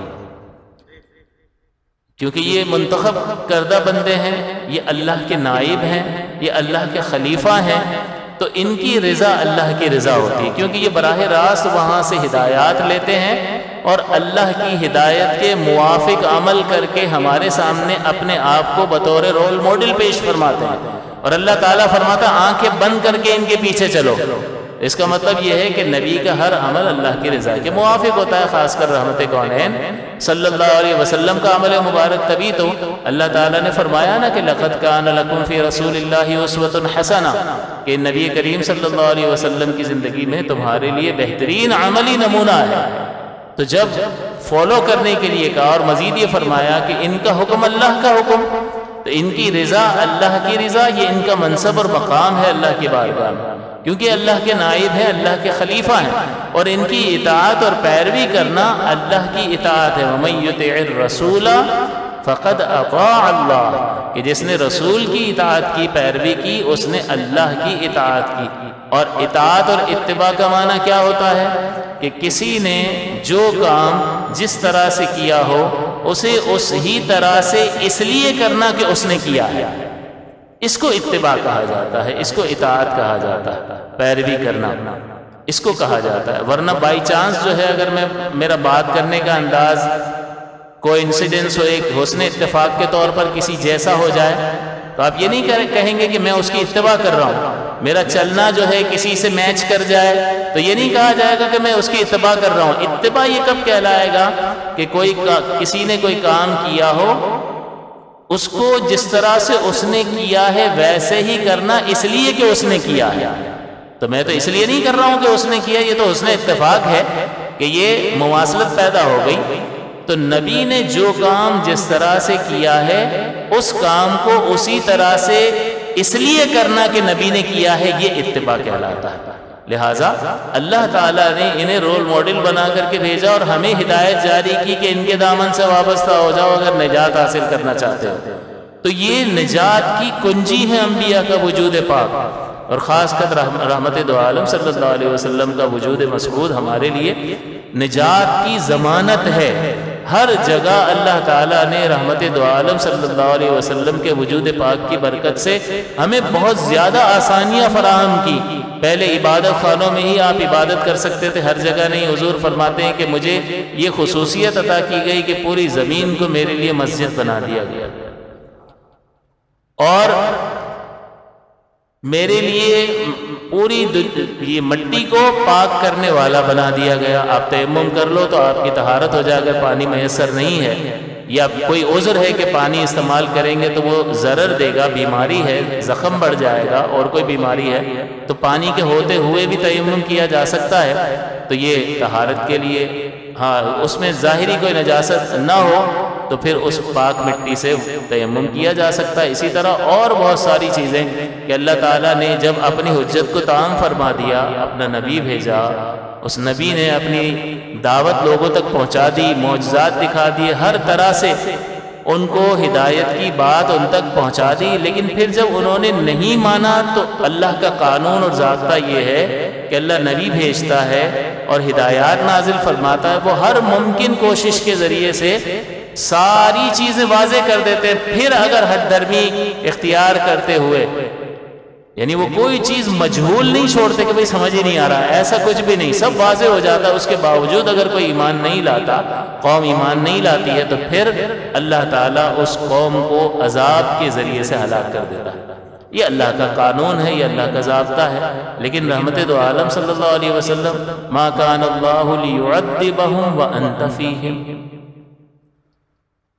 کتنا بڑا اعزاز ہے رحمت دو عالم صلی اللہ علیہ وسلم کے لیے کہ اللہ تعالیٰ انہیں عذاب دے کر کیا کرے گا، حالانکہ آپ ان میں موجود ہیں۔ تو پہلے بھی انبیاء کرام موجود رہتے، حضرت لوط علیہ السلام کی موجودگی میں ان کی قوم پر عذاب آیا نا، حضرت نوح علیہ السلام کی موجودگی ہی میں ان کی قوم کو پانی میں غرق کر دیا گیا، آپ نے کشتی بنا لی اور آپ نے اپنے لوگوں کو سوار کر لیا، دعوت دیتے رہے، اور 950 برس تبلیغی زندگی، 950 سال اور گنتی کے چند لوگ مسلمان ہوئے۔ کتنی سخت وہ قوم تھی، 950 سال۔ آج کل تو زندگی 60-65، اور اس میں بھی 15 سال تو شعور حاصل ہوتے ہوتے 15 برس گزر جاتے ہیں، اور آخر میں 10 سال دواخانوں کے چکر میں گزر جاتے ہیں۔ تو بیچ میں جو ہے یہ وسط کا حصہ 30-35 سال کا یہ ملتا ہے، اور اس پہ ہم اترا رہے ہوتے ہیں کہ ابھی تو بہت ٹائم پڑا ہے، اور اس میں بھی آپ دیکھ لو کہ اس میں کوئی بیماری لگ جاتی ہے تو گیا کام سمجھ۔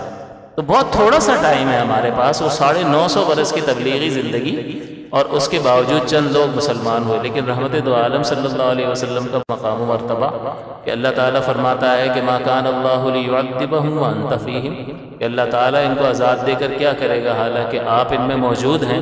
تو حضور کے وجود پاک کی برکت کیسی ہے کہ لوگ اجتماعی عذاب سے محفوظ رہے۔ یہ خالی لفظ، اگر اس کو لفظ کے طور پر لیا، سبحان اللہ کہہ دیا، ایک کان سے سنا دوسرے سے نکال دیا، لیکن اللہ تعالیٰ کے عذاب کو ذرا محسوس کریں، فیل کریں، اور کوئی شخصیت ایسی ہو کہ جس کی وجہ سے سامنے عذاب نظر آ رہا اور اس شخصیت کی وجہ سے وہ ٹھہرا رہے، تو پھر ہمیں یہ احساس ہو کہ واقعتاً اس ذات پاک کی کیا برکات ہیں۔ یہ سیلاب وغیرہ جو آیا، اگر کوئی ایسا شخص آ جائے کہ جس کی وجہ سے آتا ہوا پانی رک جائے، وہ یوں ہاتھ کرے اور رک جائے، تب ہمیں احساس ہوگا۔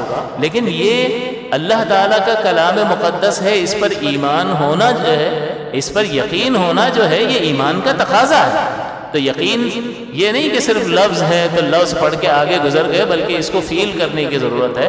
جب محسوس کریں گے تب حضور صلی اللہ علیہ وسلم کے وجود پاک کی برکات ہمیں محسوس ہوں گی۔ پھر میں نے آپ کو یہ سمجھا دیا کہ نبی کی اطاعت، اللہ کی اطاعت، یہ مقام و مرتبہ نبی کا ہے۔ تو نبی کی تعریف بتا دی، نبی کا تحقق وحی کے ذریعے سے ہوتا ہے، نبی معجزہ دکھاتا ہے، پھر نبی اس قوم کی زبان بھی جانتا ہے، پھر نبی چنا ہوا بندہ ہوتا ہے، حتیٰ کہ اس کا مقام یہ ہوتا ہے کہ اس کی خوشی اللہ کی خوشی اور اس کی ناراضگی اللہ کی ناراضگی ہوتی ہے، اور اس کی اطاعت اللہ کی اطاعت ہوتی ہے۔ یہ سب قرآن کے ذریعے سے میں نے آپ کو یہ 4-5 چیزیں سمجھائیں۔ پھر اگر کوئی شخص نبوت کا اب دعویٰ کر لیتا ہے، یا کوئی بھی شخص نبوت کا دعویٰ کرے گا، تو اس کا مطلب کیا ہوگا کہ وہ یہ کہہ رہا ہے کہ مجھ پر وحی آتی ہے اور مجھے اللہ نے اس وحی کو لوگوں تک پہنچانے کا پابند کیا ہے۔ سمجھایا میں نے آپ کو؟ تو اب جو بھی نبوت کا دعویٰ کرے گا تو آپ کیا کہیں گے کہ وہ کیا کہہ رہا ہے؟ وہ یہ کہہ رہا ہے کہ مجھ پر وحی آ رہی ہے اور مجھے اللہ نے اس وحی کو پہنچانے کا پابند کیا ہے۔ یہ قادیانی وغیرہ جو ہیں یہ ایک نئی اصطلاح نکال لیتے ہیں کہ ہم پر وحی وغیرہ نہیں آتی، ہمیں کوئی نئی شریعت پہنچانے کا پابند نہیں کیا، یا پرانی شریعت ہی کو کنٹینیو کرنے کا پابند نہیں کیا۔ بعض نبی جو ہے وہ پرانی شریعت کو بھی کنٹینیو کرتے تھے۔ حضرت عیسیٰ علیہ السلام وہی حضرت موسیٰ علیہ السلام والی شریعت کو کنٹینیو کرنے کے لیے تشریف لائے، اور آپ سے کسی بنی اسرائیل کے علاوہ ایک شخص نے کوئی بات پوچھی تو آپ نے فرمایا کہ میں جو ہے وہ بنی اسرائیل کی کھوئی ہوئی بھیڑوں کی تلاش میں آیا ہوں، کہ بھئی مجھے اللہ نے بنی اسرائیل کی طرف بھیجا۔ وہ تو ہمارے نبی کریم ہیں جن کو اللہ تعالیٰ نے تمام انسانوں کے لیے مبعوث فرمایا۔ تو حضرت عیسیٰ علیہ السلام جو ہیں وہ بھی یہ فرما رہے ہیں کہ میں بنی اسرائیل کی کھوئی ہوئی بھیڑوں کی تلاش میں اللہ تعالیٰ نے مجھے بھیجا ہے۔ تو جو بھی نبی آتا ہے یا تو وہ ایک جدید شریعت لے کر آتا ہے یا وہ سابقہ شریعت کو کنٹینیو کرتا ہے، اس پر وحی ضرور آئے گی اور وہ اس وحی کو پہنچانے کا پابند ہوگا۔ تو جو بھی نبوت کا دعویٰ کرے گا تو اس کا مطلب وہ کیا کہہ رہا ہے؟ مجھ پر وحی آ رہی ہے اور مجھے پابند کیا گیا ہے۔ تو یہ کہتا ہے کہ میں ذلی نبی ہوں، بروزی نبی ہوں۔ ذل کہتے ہیں سائے کو، تو سائے کا مطلب کیا ہے؟ میں وہی محمد ہوں، معاذ اللہ ثم معاذ اللہ، وجودی وجودہ، اس نے اپنی کتابوں میں لکھا ہوا ہے بدبخت نے کہ میرا وجود اور محمد صلی اللہ علیہ وسلم کا وجود ایک ہو گیا ہے۔ تو یہ ایسی بہت ساری خرافات ہیں۔ بہرحال تو یہ ذلی نبی، یہ بروزی نبی، یہ غیر تشریعی نبی، یہ امتی نبی، یہ ساری اصطلاحات نئی گھڑی ہوئی ہیں۔ اس کا اسلامی اصطلاحات سے کوئی تعلق نہیں ہے۔ کوئی جو ہے ذلی نبی کبھی نہیں ہوا، کوئی امتی نبی کبھی نہیں ہوا، کوئی غیر تشریعی نبی نہیں ہوا، بلکہ مستقل نبی ہوتا ہے، اس پر وحی آتی ہے، اور تشریعی نبی ہوتا ہے، وہ شریعت کو آگے پہنچانے والا ہوتا ہے جو وحی کی صورت میں اس پر نازل ہو رہی ہوتی ہے۔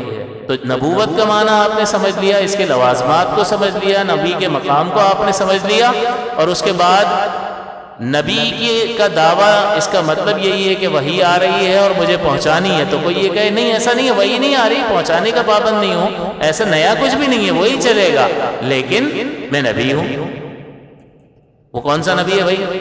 امتی نبی ہوں، غیر تشریعی نبی ہوں، ذلی سایہ ہوں اسی کا، بروزی، بروز کا مطلب ہوتا ہے اس ہی کی حیثیت، اس کی جگہ لے لی، قائم مقام ہو گیا۔ تو یہ نئی اصطلاحات جو ہیں، یہ اصطلاحات ان کی کوئی حیثیت نہیں ہے، اس میں سے کوئی بھی ٹرمینولوجی یا اصطلاح اسلامی اصطلاح نہیں ہے، ان کی من گھڑت اپنی اصطلاحات ہے۔ تو آپ نے یہ بھی سمجھ لیا کہ کوئی بھی نبی جو ہے وہ ذلی نبی نہیں ہو سکتا، نبوت ہوگی تو مستقل ہوگی، غیر مستقل نہیں ہوگی۔ پھر آپ غور فرمائیے کہ اللہ تبارک و تعالیٰ نے قرآن عظیم کی ابتدا میں فرمایا الحمدللہ رب العالمین، کہ تمام خوبیاں اللہ کے لیے ہیں جو تمام جہانوں کا پالنے والا ہے، رب ہے۔ یہ کئی بار میں آپ کو سمجھا چکا ہوں کہ رب کا مطلب یہ ہوتا ہے کہ عدم سے وجود میں لا کر کمال تک پہنچا دینا۔ تو اللہ تعالیٰ جس بھی چیز کو پیدا فرماتا ہے اس کو کمال تک پہنچا دیتا ہے۔ جب وہ کمال تک پہنچ جاتی ہے تو پھر ایسے ہی رہتی ہے، اس کے بعد اس میں کوئی تبدیلی اور تغیر نہیں آتا ہے۔ یہ قاعدہ اپنے ذہن میں بٹھا لیا آپ نے، اللہ رب العالمین ہے، عدم سے وجود میں لاتا ہے اور کمال پر پہنچا دیتا ہے۔ جب تک کمال پر نہیں پہنچی ہے تو اس میں تبدیلی آتی رہتی ہے، تغیر آتا رہتا ہے، اور وہ چیز ترقی کرتی رہتی ہے، حتیٰ کہ وہ کمال پہ جب پہنچ جاتی ہے تو پھر وہ ویسے ہی رہتی ہے اور اس میں کوئی تبدیلی پیدا نہیں ہوتی ہے۔ اسی طرح سے اللہ تعالیٰ نے جو شریعت کا نظام قائم فرمایا ہے، اس نظام میں بھی اسی طرح سے ہے کہ اللہ تعالیٰ نے نبوت کا سلسلہ شروع فرمایا اور انبیاء کے ذریعے سے شریعتیں بھیجنے کا سلسلہ شروع فرمایا، اور جس قدر لوگ موجود تھے، جس طرح کی سوسائٹی تھی، اس اعتبار سے لوگوں کی ضرورت کے مطابق احکام اترتے رہے۔ پہلے لوگ آدم علیہ السلام کے دور میں کتنے لوگ ہوں گے؟ کوئی سویلائزڈ سوسائٹی تو نہیں تھی، تھوڑے بہت لوگ تھے، غاروں میں ایسے ہی میدانوں میں زندگی گزار رہے تھے، ابھی تو سیکھ رہے تھے چیزیں۔ آہستہ آہستہ تو جیسے جیسے یہ بڑھتا رہا، تو جب ضرورت کم تھی تو کم ہدایات اتاری گئی، پھر آہستہ آہستہ ضرورت بڑھتی رہی تو اللہ تعالیٰ کی طرف سے احکام بدلتے بھی رہے ضرورت کے اعتبار سے اور بڑھتے بھی رہے۔ تو یہ اللہ تعالیٰ نے نبوت اور رسالت کو پیدا فرمایا اور پھر اسے کمال پر پہنچا رہا ہے۔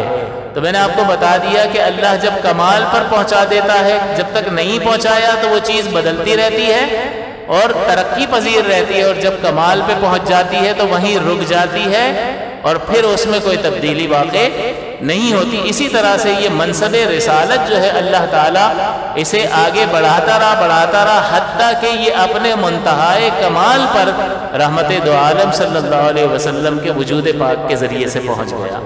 رسالت کا منصب، نبوت کا منصب، یہ اپنے کمال پر رحمت دو عالم صلی اللہ علیہ وسلم کے وجود پاک کے آنے کے وقت پہنچ گیا۔ اب جتنی ہدایات آنی تھی وہ اللہ تعالیٰ نے نبی اکرم صلی اللہ علیہ وسلم کے ذریعے سے اس دنیا میں بھیج دی، کیونکہ پہلے جتنے نبی آئے، اب جیسے عیسیٰ علیہ السلام کی مبارک زندگی کو دیکھیں تو آپ نے شادی نہیں کی، تجرد کی زندگی گزاری، تو اب آپ کی حیات پاک میں ایک شادی شدہ آدمی کے لیے احکام نہیں ہے۔ تو ایسی ضرورت تھی نا کہ ایک ایسی ذات ہو کہ جو ہر شعبہ زندگی کو گھیرنے والی ہو اور مکمل ہو جائیں وہ ہدایات۔ اسی طرح سے حضرت سلیمان علیہ السلام کی مبارک زندگی کو دیکھیں تو انہوں نے ایک بادشاہ کی زندگی گزاری، آپ بادشاہ تھے، ہواؤں پر بھی آپ کا حکم چلتا تھا، تو بادشاہ کی زندگی آپ نے گزاری۔ تو بادشاہ کے لیے تو آپ کی زندگی میں ہدایات موجود ہیں کہ سلیمان علیہ السلام اس طرح کرتے تھے، اس طرح کرتے تھے، ایسے کرتے تھے، لیکن ایک غریب آدمی کے لیے تو ہدایات موجود نہیں ہے۔ تو پہلے انبیاء کرام علیہ السلام کی جو سیرت پاک تھی وہ محدود تھی، لمیٹڈ تھی، لہٰذا لوگوں کو اور زمانے کو ضرورت تھی کہ ایک ایسی شخصیت ہو کہ جس کا کردار تمام تر شعبہ زندگی کو محیط ہو، اور ہر شخص جو ہے اس ایک شخص کے عمل سے اپنے لیے ہدایت تلاش کر سکے، اور وہ نبی اکرم صلی اللہ علیہ وسلم کی ذات والا صفات ہے۔ اسی لیے حضور کو جب اللہ تعالیٰ نے بھیجا تو فرمایا الیوم اکملت لکم دینکم واتممت علیکم نعمتی ورضیت لکم الاسلام دینا، کہ آج کے دن میں نے تمہارے لیے تمہارے دین کو مکمل کر دیا۔ تو اس کا مطلب یہ ہوا کہ انسانی ضرورت کی جتنی ہدایات وحی کے ذریعے پہنچائی جا سکتی تھی، پہنچانی چاہیے تھی، وہ اللہ تعالیٰ نے اپنے پیارے حبیب کریم صلی اللہ علیہ وسلم کے ذریعے سے پہنچا دی۔ اب اگر کوئی یہ کہتا ہے کہ ایک نیا نبی آ سکتا ہے معاذ اللہ، تو اس کا مطلب یہ ہے کہ وہ قرآن کی اس آیت پاک کا انکار کر رہا ہے کہ اللہ تعالیٰ تو الیوم اکملت، اور اکملت کا مطلب کیا ہے؟ مکمل کر دیا۔ تو جب مکمل کر دیا اور قیامت تک کی ضروریات کی تمام چیزوں کو نازل کر دیا گیا، وحی کے ذریعے سے بتا دیا گیا، تو اب کسی نئی ہدایت کی ضرورت ہی نہیں ہے، وہ خالق کائنات فرما رہا ہے کہ کمال پر پہنچ گیا۔ تو اب کوئی کسی دوسرے نبی کے آنے کو جائز قرار دے گا تو وہ اس آیت کا انکار کر رہا ہے کہ وہ دین کے کمال پر پہنچنے کی نفی کر رہا ہے، حالانکہ خالق کائنات فرما رہا ہے الیوم اکملت لکم دینکم۔ اسی طرح سے آپ غور فرمائیے کہ جیسا کہ میں نے عرض کیا کہ انبیاء کرام علیہ السلام آتے رہے، ان کے اخلاق جو ہے وہ اخلاق کی تعلیم دیتے رہے، لیکن تمام تر شعبہ زندگی کو وہ محیط نہیں ہوتے تھے، ادھورے رہ جاتے تھے۔ پھر دوسرا نبی آتا تھا ان کی زندگی کے ذریعے سے، تو اس کو کمال پر پہنچانا تھا، اخلاق مبارکہ کو بھی کمال پر پہنچانا تھا کہ ہر شعبے سے تعلق رکھنے والا اس ایک کامل ہستی سے ہدایت حاصل کر سکے۔ تو حضور صلی اللہ علیہ وسلم نے خود فرما دیا کہ بعثت لأتمم مکارم الاخلاق، کہ مجھے مکارم اخلاق کی تکمیل کے لیے بھیجا ہے۔ تتمیم کے لیے، اتمام کے لیے بھیجا ہے۔ یہاں بھی دیکھو کمپلیشن پر پہنچ رہی ہے ایک چیز، اللہ تعالیٰ کی ربوبیت کا اظہار ہو رہا ہے، جیسا کہ میں نے عرض کیا کہ اس کو کمال پر پال پال کر، اس کو ترقی دے دے کر جب کمال تک پہنچا دیتا ہے، اس سے پہلے بدلتا رہتا ہے، تغیر آتا رہتا ہے، لیکن کمال پر پہنچنے کے بعد وہ چیز ایسی ہی رہتی ہے ہمیشہ کے لیے۔ تو رسالت کو کمال پر پہنچایا، پہلے تغیر آتا رہا، ایک ایک وقت میں کئی کئی انبیاء کرام، ایک ایک وقت میں کئی کئی شریعتیں چل رہی ہیں، فلاں علاقے کی کچھ اور شریعتیں، اس لیے کہ وہاں کے لوگوں کی ضرورت کچھ اور ہے، وہاں کے نبی اور ہیں، فلاں علاقے کے نبی اور ہیں، وہاں کے لوگوں کی ضرورت کچھ اور ہے، وہاں کے لیے ہدایات اس نبی پر الگ اتاری گئی۔ تو ایک ہی وقت میں مختلف علاقوں اور مختلف اقوام کے لیے ایک ہی وقت میں کثیر انبیاء کرام موجود، اور ایک ہی قوم کی طرف دو نبی بھی، حضرت ایک وقت میں دو نبی، حضرت موسیٰ علیہ السلام اور حضرت ہارون علیہ السلام دونوں بھائی ہیں اور دونوں نبی ہیں، اور دونوں ایک ہی وقت میں بنی اسرائیل میں موجود ہیں۔ تو یہ بھی ہوا، تو ایک ہی وقت میں کئی کئی شریعتیں جو ہیں وہ جاری رہتی تھیں۔ تو اللہ تعالیٰ نے اس کو کمال پر پہنچانے کے لیے اپنے پیارے حبیب کو بھیجا، اور حضور فرما رہے ہیں بعثت لأتمم مکارم الاخلاق، یہ بھی کمال کی طرف اشارہ کر رہا ہے، تتمیم کے لیے، مکارم اخلاق کی تکمیل کے لیے مجھے بھیجا ہے۔ اور حضور صلی اللہ علیہ وسلم کی زندگی مبارک ایسی ہے کہ جس میں ایک سپاہی سے لے کر سپہ سالار تک کو ہدایت مل جائے گی، اسوہ حسنہ میں مل جائے گا۔ ایک سپہ سالار کی حیثیت سے بھی حضور کا اسوہ ہمارے سامنے موجود کہ کس طرح سے آپ نے جنگوں کی کمان کی، اور ایک سپاہی کے طور پر بھی آپ نے جنگ بھی فرمائی ہے۔ ایک تاجر بھی رہے ہیں، ایک تاجر کے لیے بھی اسوہ حسنہ موجود ہے۔ حضور جج بھی رہے ہیں، اور حضور نے فیصلے فرمایا فلا وربک لا یؤمنون حتی یحکموک فیما شجر بینہم ثم لا یجدوا فی انفسہم حرجا مما قضیت ویسلموا تسلیما۔ ایسا مقام اللہ نے اپنے پیارے حبیب صلی اللہ علیہ وسلم کو عطا فرمایا، فلا وربک، تیرے رب کی قسم۔ کمال یہ محبت کا اظہار ہے کہ مجھے تیرا رب ہونے کی قسم ہے، ایسی قسم، فلا وربک لا یؤمنون، وہ شخص مومن ہو ہی نہیں سکتا، حتی یحکموک فیما شجر بینہم، یہاں تک کہ اپنے آپس کے جھگڑوں میں آپ کو حاکم نہ بنا لے۔ اور پھر جب حتی یحکموک فیما شجر بینہم ثم لا یجدوا فی انفسہم حرجا مما قضیت، پھر جب آپ کوئی فیصلہ کر دیں تو اپنے دل میں بھی اس فیصلے کے مطابق تنگی محسوس نہ کرے۔ بھائی انفیور ہوگی تو ظاہری طور پر مان لیا، ماننا تو ہے لیکن مزہ نہیں آ رہا۔ لا یؤمنون، لا یؤمنون، یہ ظاہری طور پر مان لیا لیکن اندر فیلنگ ہے، مزہ نہیں آ رہا، یار میرے ساتھ غلط ہو گیا، معاذ اللہ۔ فیما شجر بینہم ثم لا یجدوا فی انفسہم حرجا مما قضیت ویسلموا تسلیما، اور اسے سر تسلیم، خم تسلیم کرے، یعنی دل سر جھکا کر اسے دل سے تسلیم نہ کرے، وہ مومن ہی نہیں ہو سکتا۔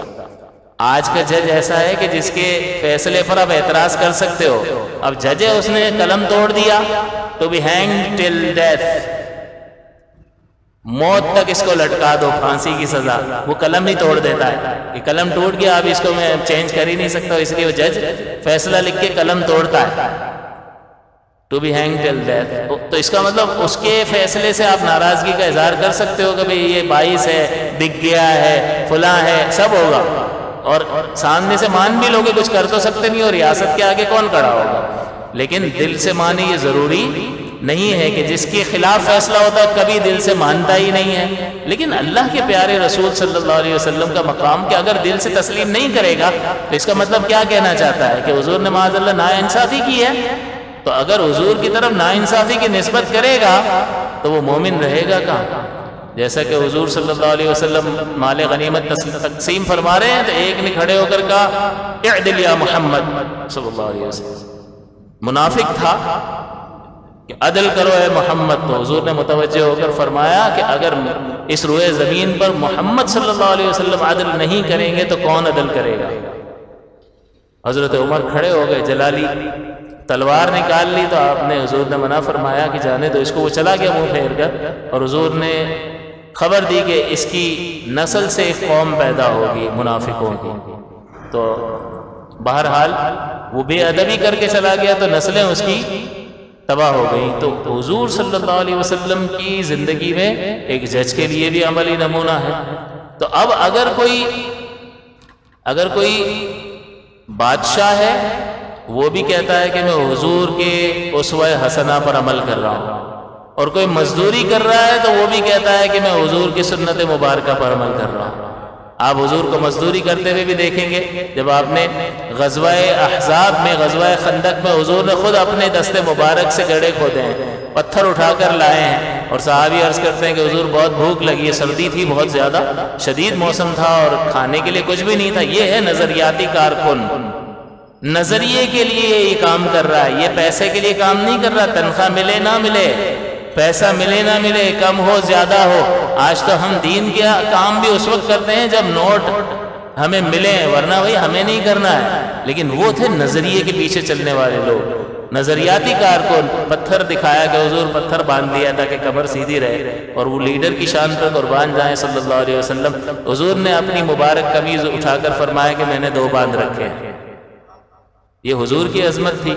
تو بہرحال وہ نظریاتی کارکن تھے، اور میرے اور آپ کے آقا صلی اللہ علیہ وسلم کو دولت پیش کی گئی کہ آپ یہ تبلیغ بند کر دو، ختم کر دو اس کو، رک جاؤ اس سے۔ اگر آپ کو دولت چاہیے تو ہم عرب کے لوگ سب ملا کر اتنا پیسہ دیں گے کہ اس علاقے کے، عرب کے پورے علاقے میں آپ جتنا پیسے والا کوئی بھی نہیں ہوگا، اور اگر آپ کو سردار بننا ہے تو ہم سب اتفاق سے آپ کو اپنا سردار مقرر کر دیتے ہیں ہمیشہ کے لیے، سرداری۔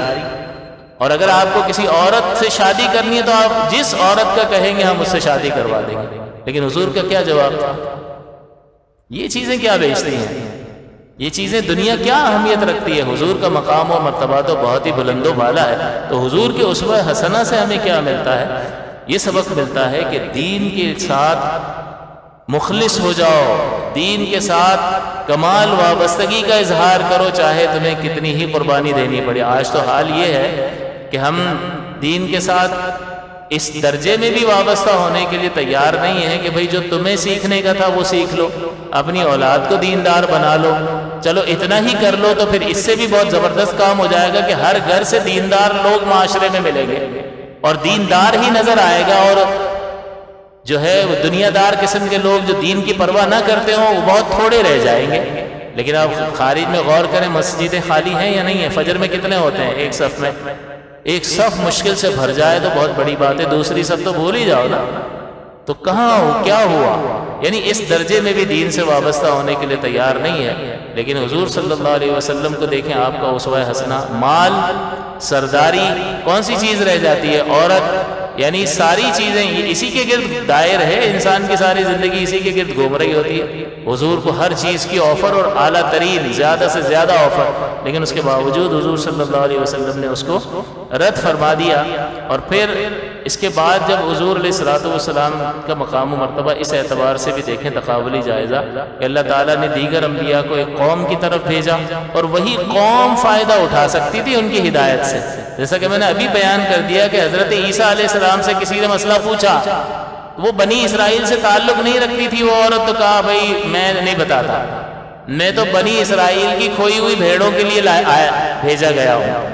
تو وہ ہدایت جو آپ کے پاس تھی اس کے لیے نہیں تھی، کیونکہ وہ مخصوص قوم کی طرف بھیجے گئے تھے تو انہی کے لیے تھی وہ ہدایت۔ تو میں تو بنی اسرائیل کی کھوئی ہوئی بھیڑوں کے لیے، تو ایک قوم کی طرف بھیجے گئے، اور وہی قوم خالق کی جانب سے بھیجی گئی ان ہدایات سے مستفید ہو سکتی تھی، باقی کوئی نہیں ہو سکتا تھا۔ تو اللہ تعالیٰ کی مشیت اور ارادہ یہ تھا کہ ایک ایسا نبی مبعوث ہو کہ ہر ایک قوم جو ہے وہ برابری کی بنیاد پر اس کی جانب اترنے والی ہدایت سے مستفید ہو سکے۔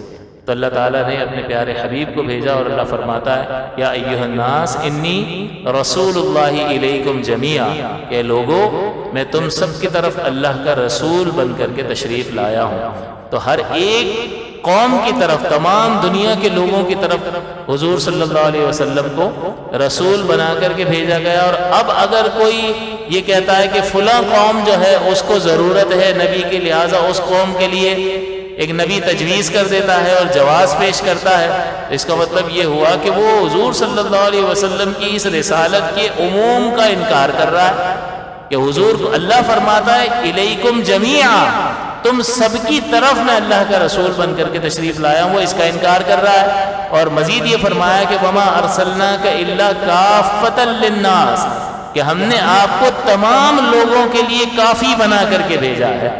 تو اگر کوئی شخص کسی قوم کے لیے مزید نئے نبی کی ضرورت کو محسوس کر کے اس کے جواز کا قول کرتا ہے تو اس کا مطلب یہ ہوا کہ وہ حضور علیہ الصلوۃ والسلام کی رسالت کے بارے میں ان نازل کردہ آیات کا انکار کر رہا ہے اور حضور صلی اللہ علیہ وسلم کی رسالت کے کافی ہونے پر ایمان نہیں رکھتا، تو اس سے قرآن کا انکار لازم آئے گا یا نہیں آئے گا؟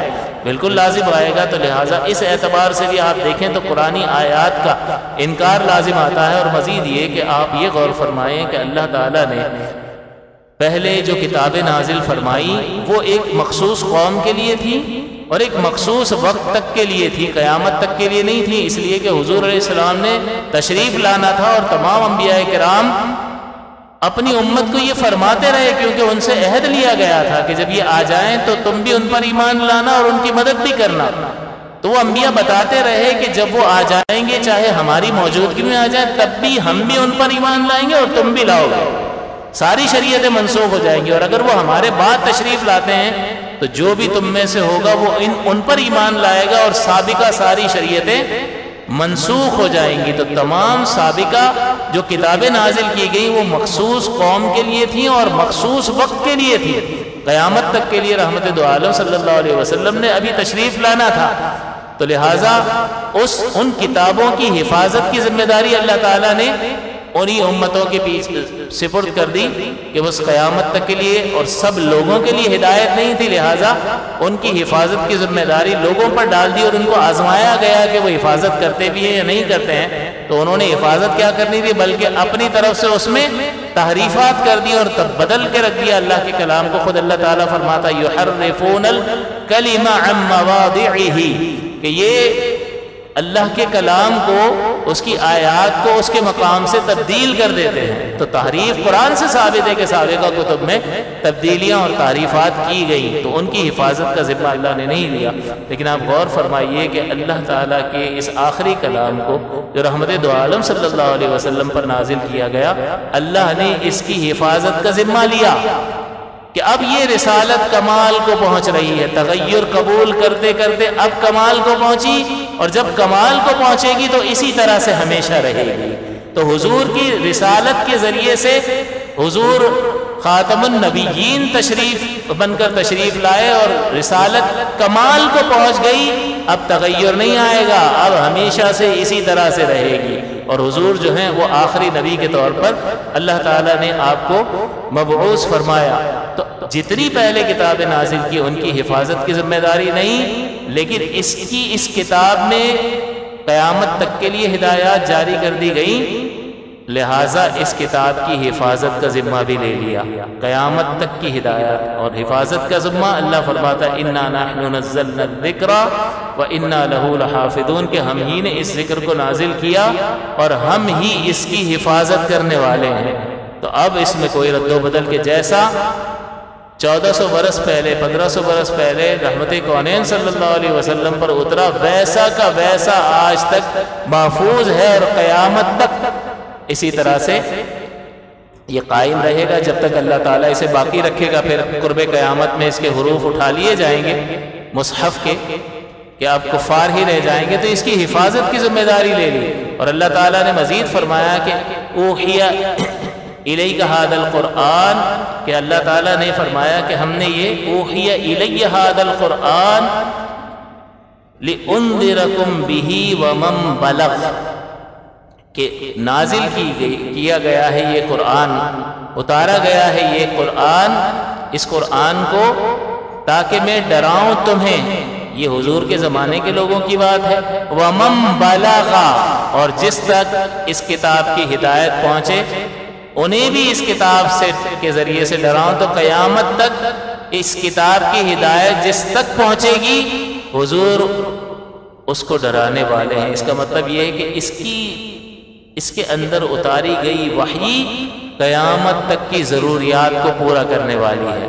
تو دو چیزیں اس سے ثابت ہو گئی کہ اللہ تعالیٰ نے ہدایت کامل اتار دی، ترقی کرتے کرتے اپنے کمال کو پہنچ گئی، اب ایسے ہی ٹھہری رہے گی، اور دوسرا اس کی حفاظت کا ذمہ بھی لے لیا۔ تو نئے نبی کی ضرورت کب پڑتی ہے؟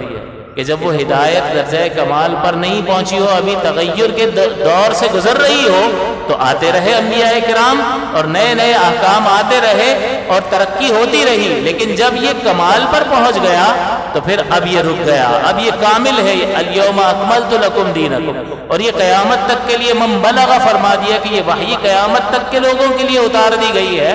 تو اس کا مطلب یہ ہے کہ ہدایت کامل ہے۔ تو اگر ہدایت کمال پر نہ پہنچی ہوتی تو کسی نئے نبی کی ضرورت ہوتی۔ تو یہ کامل ہدایت اس بات ختم نبوت کو ثابت کر رہی ہے۔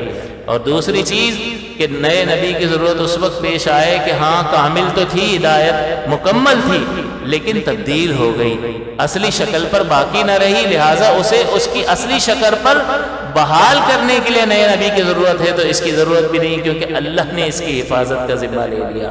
تو دونوں چیزیں کہ اللہ نے ہدایت بھی کامل اتار دی کہ مزید کسی اضافے کی حاجت نہیں، لہٰذا نبی کی ضرورت نہیں، اور اس کی حفاظت کا بھی ذمہ لے لیا، لہٰذا کسی نئے نبی کی ضرورت نہیں ہے۔ مزید اللہ تعالیٰ نے جو میں یہ نبوت سے شروع کر کے اس کو تکمیل پر پہنچا رہا ہوں کہ ختم نبوت کا مسئلہ بھی، اور یہ ہمارا بنیادی عقیدہ ہے، یہ بالکل ہمارے سامنے واضح ہو جائے۔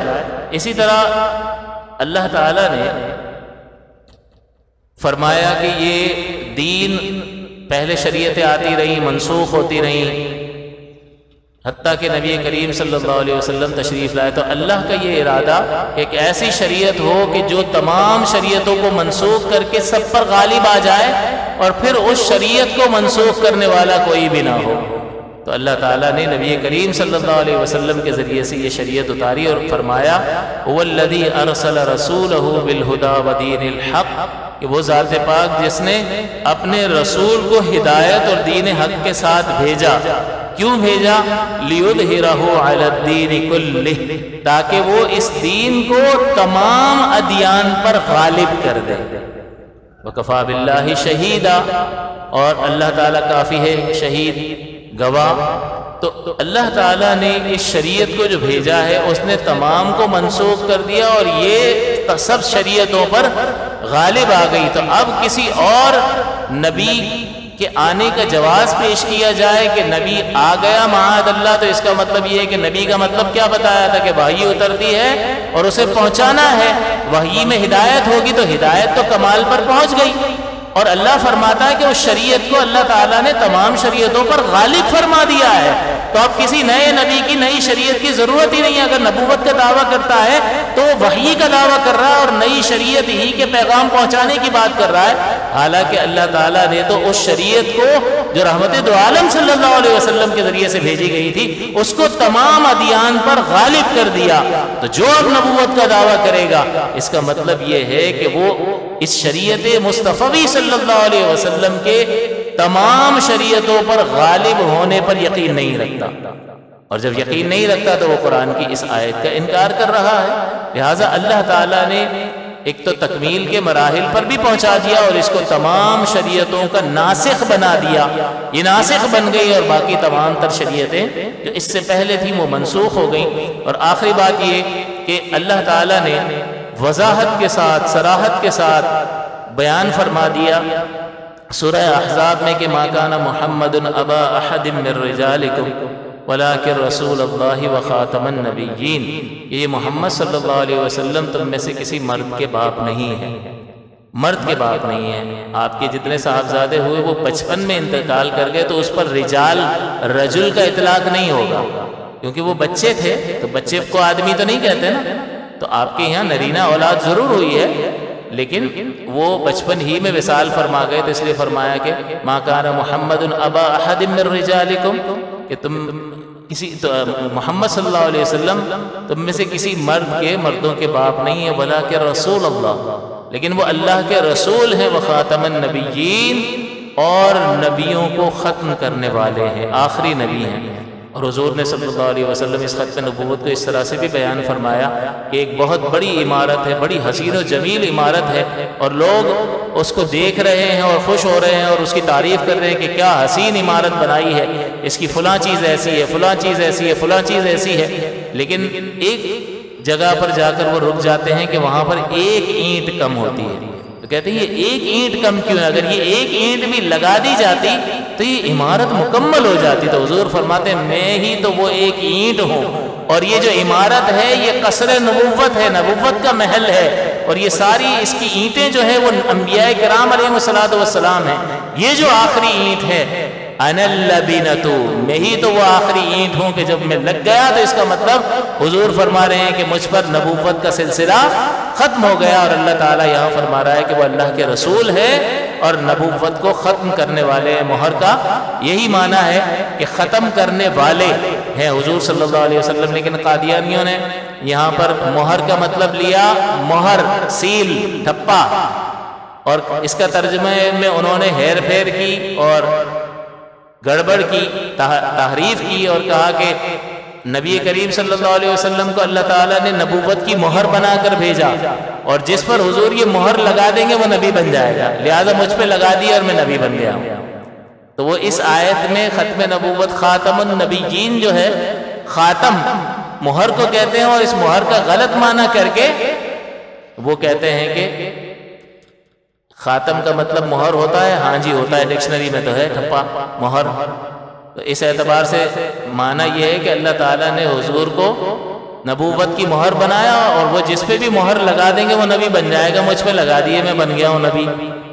تو اصل اس میں بات یہ ہے، اس کا جواب یہ ہے کہ نبی بنانا اللہ کا کام ہے، یہ حضور کا فعل اور منصب ہے ہی نہیں۔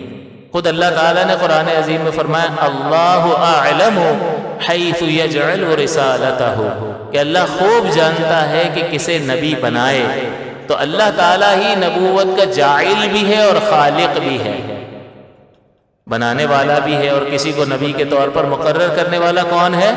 تو یہ نبی کا منصب ہی نہیں ہے، اور یہ تو نبی کی طرف، حضور کی طرف منسوب کر رہا ہے کہ حضور نے مجھے نبی بنا دیا۔ تو حضور کا جب منصب ہی نہیں ہے، یہ تو اللہ کے بنانے سے بنتا ہے، تو یہ بات ہی جھوٹ ہے۔ اور جہاں تک مہر کا معنی یہ والی مہر ہے ٹھپا، تو اگر یہ معنی بھی مراد لو تو اس کا مطلب ہوتا ہے کسی چیز پر سیل لگا دینا، اور جب سیل لگا دی جائے، مہر لگا دی جائے، تو کوئی چیز نہ اس میں سے نکالی جا سکتی ہے نہ اس میں ڈالی جا سکتی ہے۔ جیسا کہ سورہ بقرہ میں اللہ تعالیٰ نے فرمایا کہ ختم اللہ علی قلوبہم، کہ اللہ تعالیٰ نے مہر لگا دی کفار کے دلوں پر۔ تو اس کا مطلب کیا ہوا کہ اب کوئی بھی ہدایت کی بات ان کے دلوں میں داخل نہیں ہو سکتی ہے، اور وہ جو گمراہی دل میں رچ بس گئی ہے وہ باہر نہیں نکل سکتی ہے، جو جیسا ہے ویسا ہی رہے گا۔ تو یہ ختم کا معنی مہر ہے، اور اس اعتبار سے رحمت دو عالم صلی اللہ علیہ وسلم کو خاتم النبیین اگر مانا جائے تو اس کا مطلب یہ ہے کہ نبی کریم صلی اللہ علیہ وسلم کو اللہ تعالیٰ نے ایسا خاتم النبیین بنا کر کے بھیجا کہ آپ کے ذریعے سے یہ منصب نبوت اور رسالت پر مہر اور سیل لگا دی کہ اب جو ہے حضور کے بعد کوئی بھی نبی نہیں بن سکتا۔ یہ ایک اور جو ان کی جو بہت بڑی دلیل ہے اس کو پیش کرتے ہوئے کہتے ہیں کہ نہیں نبی بن سکتا۔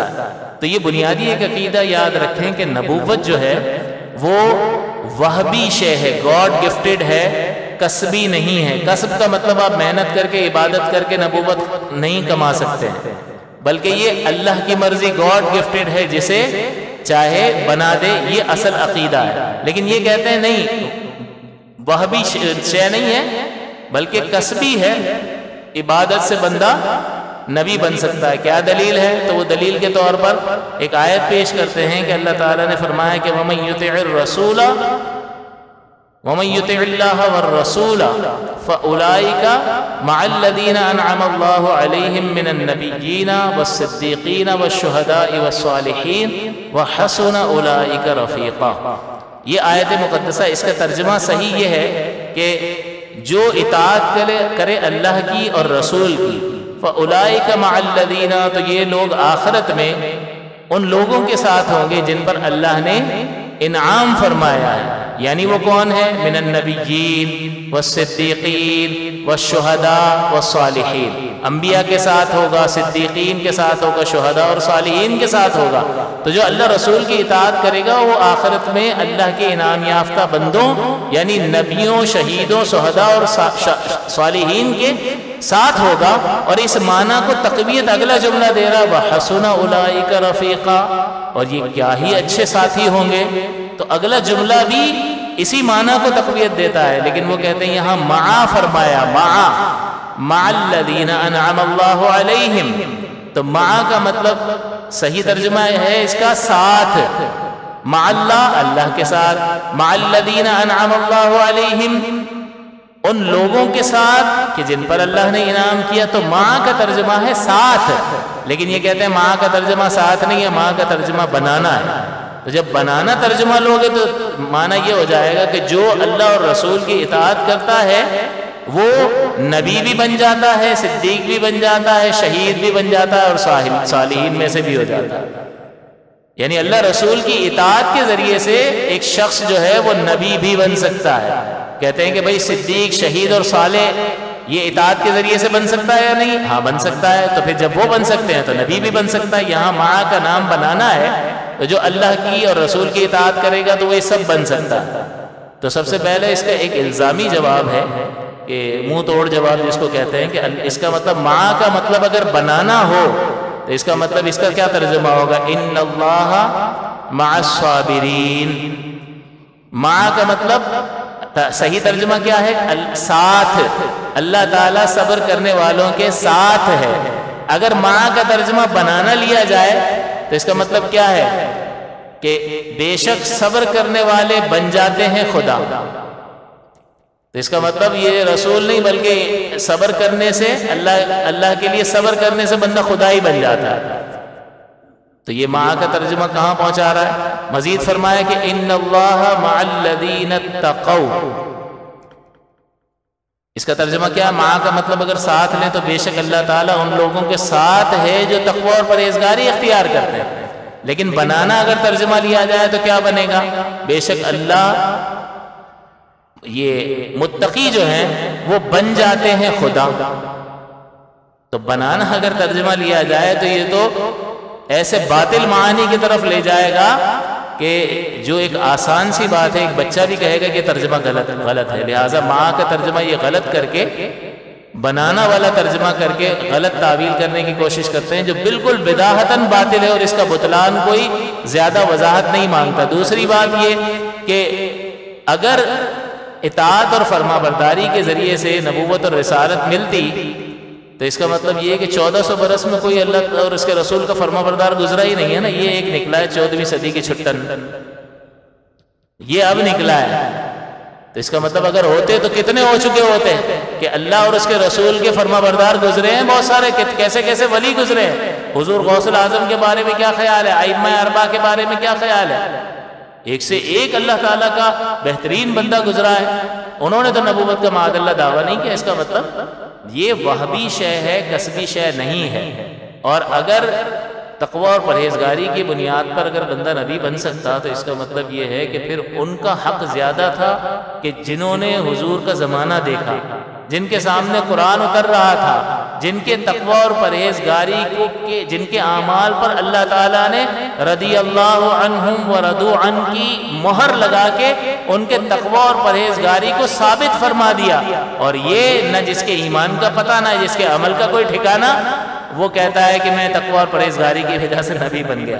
تو جس کے ایمان ہی کا کوئی پتہ نہیں ہے، اصل اگر تقوی اور پرہیزگاری کی بنیاد پر نبوت اور رسالت کا امکان ہوتا تو صحابہ کرام اس بات کے زیادہ حقدار تھے کہ وہ نبی بنتے۔ حالانکہ حضور فرماتے ہیں کہ لو کان بعدی نبی لکان عمر، کہ اگر میرے بعد کوئی نبی ہوتا تو ضرور عمر ہوتے، یعنی حضرت عمر رضی اللہ تعالی عنہ کے اندر وہ اوصاف حمیدہ اور ایسی صفات اور کمالات موجود تھے جو ایک نبی میں ہونے چاہیے۔ تو اگر نبوت ہوتی حضور کے بعد تو حضرت عمر نبی ہوتے۔ اسی طرح سے حضرت علی رضی اللہ تعالی عنہ کو ایک غزوے کے موقع پر حضور علیہ السلام نے حفاظت کے لیے مدینے میں چھوڑا، تو حضرت علی نے گویا کہ عرض کیا کہ مجھے آپ چھوڑ کر جا رہے ہیں اور غزوے میں اپنے ساتھ نہیں لے کر جا رہے، تو حضور نے فرمایا کہ اس وقت تمہاری حیثیت ایسی ہے جیسی ہارون علیہ السلام کی حیثیت موسیٰ علیہ السلام کے لیے تھی، کہ جب وہ کوہ طور پر توریت لینے کے لیے تشریف لے گئے تو اپنے بھائی حضرت ہارون علیہ السلام کو قوم کے لیے چھوڑ کر گئے، تو حضور نے فرمایا تمہاری حیثیت بالکل ویسی ہی ہے کہ جیسے ہارون علیہ السلام حضرت موسیٰ علیہ السلام کے لیے تھے، لیکن وہ دونوں نبی تھے، میرے بعد کوئی نبی نہیں ہے۔ تو اگر نبوت ہوتی تو یہ نفوس قدسیہ جو ہے ان اوصاف حمیدہ سے حضور کی صحبت کی برکت سے متصف تھے، لیکن نبوت کا سلسلہ بند ہو چکا، لہٰذا یہ آپ اس عقیدے کو اپنی گرہ سے باندھ لیں، دلیلوں کو سمجھ لیں، اس پروگرام کو ایک دو بار مزید دیکھیں کہ نبوت کی حقیقت سے شروع کر کے تکمیل رسالت تک پہنچایا اور ختم نبوت تک کا آپ کو یہ معاملہ مسئلہ سمجھا دیا اور وارد ہونے والے اعتراضات کا بھی آپ کو جواب دے دیا۔ بس آخری ایک پیغام کہ یہ اس کا تعلق عقیدے کے ساتھ ہے، اور اعلیٰ حضرت امام اہل سنت کے اور اس کے موقع پر جو میں نے بیان کیا تھا اس میں بھی میں نے آپ کو یہ بتایا تھا کہ اعلیٰ حضرت امام اہل سنت سے سوال ہوا، طلب العلم فریضۃ علی کل مسلم، اس کی وضاحت فرماتے ہوئے میں نے آپ کو عرض کیا تھا، گزارش کر دی تھی کہ یہ علم ضروری ہے، جس میں اعلیٰ حضرت نے فرمایا کہ عقیدے کا علم اہم ترین ہے، اعلیٰ ہے، اشمل ہے، اجل ہے، اتنی ساری صفات لکھی ہیں۔ اگر آپ اسے ایک لائن کو پڑھیں نا تو آپ کو پتا چلے گا کہ سب سپرلیٹو ڈگریز ہیں ایڈجیکٹیو کی، اہم، اعلیٰ، اجل، اتم، اکمل، یہ سارے ایڈجیکٹیو ہیں، اس میں تفضیل ہیں اور سپرلیٹو ڈگریز ہیں ساری کی ساری۔ تو اس سے یہ بتایا کہ عقیدہ یہ بنیادی اہمیت کا حامل ہے اور دلیل کے ساتھ سیکھنے کی ضرورت ہے۔ آپ غور فرمائیے، آج قادیانی ہیں یا نہیں ہیں؟ کہاں سے آئے؟ درخت پہ اگے تھے؟ آپ کہو گے یہ انہی کی اولاد ہے قادیانیوں کی، وہ پہلے والے کہاں سے آئے تھے؟ اس جھوٹے نے جو دعویٰ نبوت کیا، اس کو بہت سے لوگوں نے مان لیا کہ نہیں مان لیا، اور خود کو دائرہ اسلام سے خارج کر لیا، مرتد ہو گئے، ہمیشہ کے لیے جہنم کا ایندھن بن گئے۔ کیوں؟ کیا ہوا تھا ایسا؟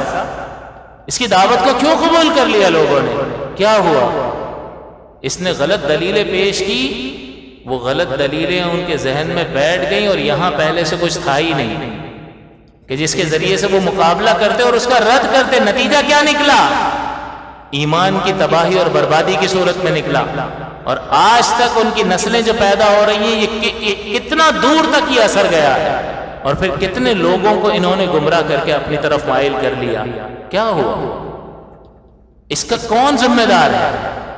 ایک ذمہ دار کا تعین کرنا ضروری ہے، اور اس بات کا تعین کرنا ضروری ہے کہ کون سی ایسی وجہ بنی جس کی بنیاد پر وہ اپنا دین ہی چھوڑ گئے۔ اس کے سوا آپ کیا کہیں گے کہ گھر سے تربیت نہیں ہوئی؟ اس کے سوا آپ کیا کہیں گے کہ یہ بنیادی عقیدہ سکھانے کی ضرورت تھی دلیل کے ساتھ، اور ذہن میں راسخ کرنے کی ضرورت تھی، بٹھا دینے کی ضرورت تھی کہ جب بھی نبی کریم کا نام لے تو اب اس طرح لے کہ نبی آخر الزمان، بس اس میں ختم نبوت کا ذکر بھی آ جائے گا، نبی آخر الزمان صلی اللہ علیہ وسلم۔ اللہ کی کروڑوں رحمتیں ہوں آپ پر اور آپ کی آل اولاد پر، اللہ کی طرف سے سلامتیاں ہوں۔ تو سکھانے کی ضرورت تھی، جس ذمہ داری کو پورا نہیں کیا، اور اس کا یہ تباہ کن اثر ظاہر ہوا کہ آپ دیکھ لیں کہ آپ کے سامنے ایک ایسا گروہ سامنے آ گیا کہ جو نبوت کے اس کے دعوے کو حق اور سچ مان رہا ہے اور اس کی تبلیغ کر رہا ہے۔ آئین پاکستان کے تحت ان کو یہ اختیار نہیں ہے، لیکن کیا وہ خاموش بیٹھے ہوئے ہوں گے؟ وہ اپنی کاروائیاں نہیں کر رہے ہوں گے؟ کر رہے ہوں گے، اور گمراہ کرنے کی کوشش کر رہے ہوں گے۔ اور اتنے پلپلے ہمارے لوگ کہ تھوڑا سا مالی پیسہ دکھاؤ تو وہ آہستہ آہستہ مائل ہو کر اسی کا، اور آپ غور فرمائیں کہ اس کی دعوت کو قبول کر کے اس کی دعوت کو دوسرے ملکوں میں پہنچانے کے لیے بھی پہنچ گئے۔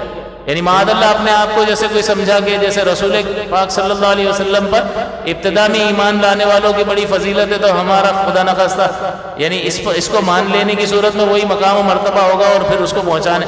تو یہ کون سے لوگ تھے؟ یہ وہ لوگ تھے کہ جو تبلیغ کے اثر کو قبول کرنے والے تھے، لیکن کسی نے کیا نہیں، ان کو کسی نے پہنچایا نہیں، انہوں نے قبول بھی کر لیا اور آگے پہنچانے چلے گئے۔ وہ تو الگ بات ہے کہ وہ جب پہنچے ہیں تو وہاں مار ہی دیے گئے وہاں پر، اور سخت تعذیبی کارروائی ان کے خلاف ہوئی، لیکن آپ غور فرمائیے کہ یہ کیسے ہوا؟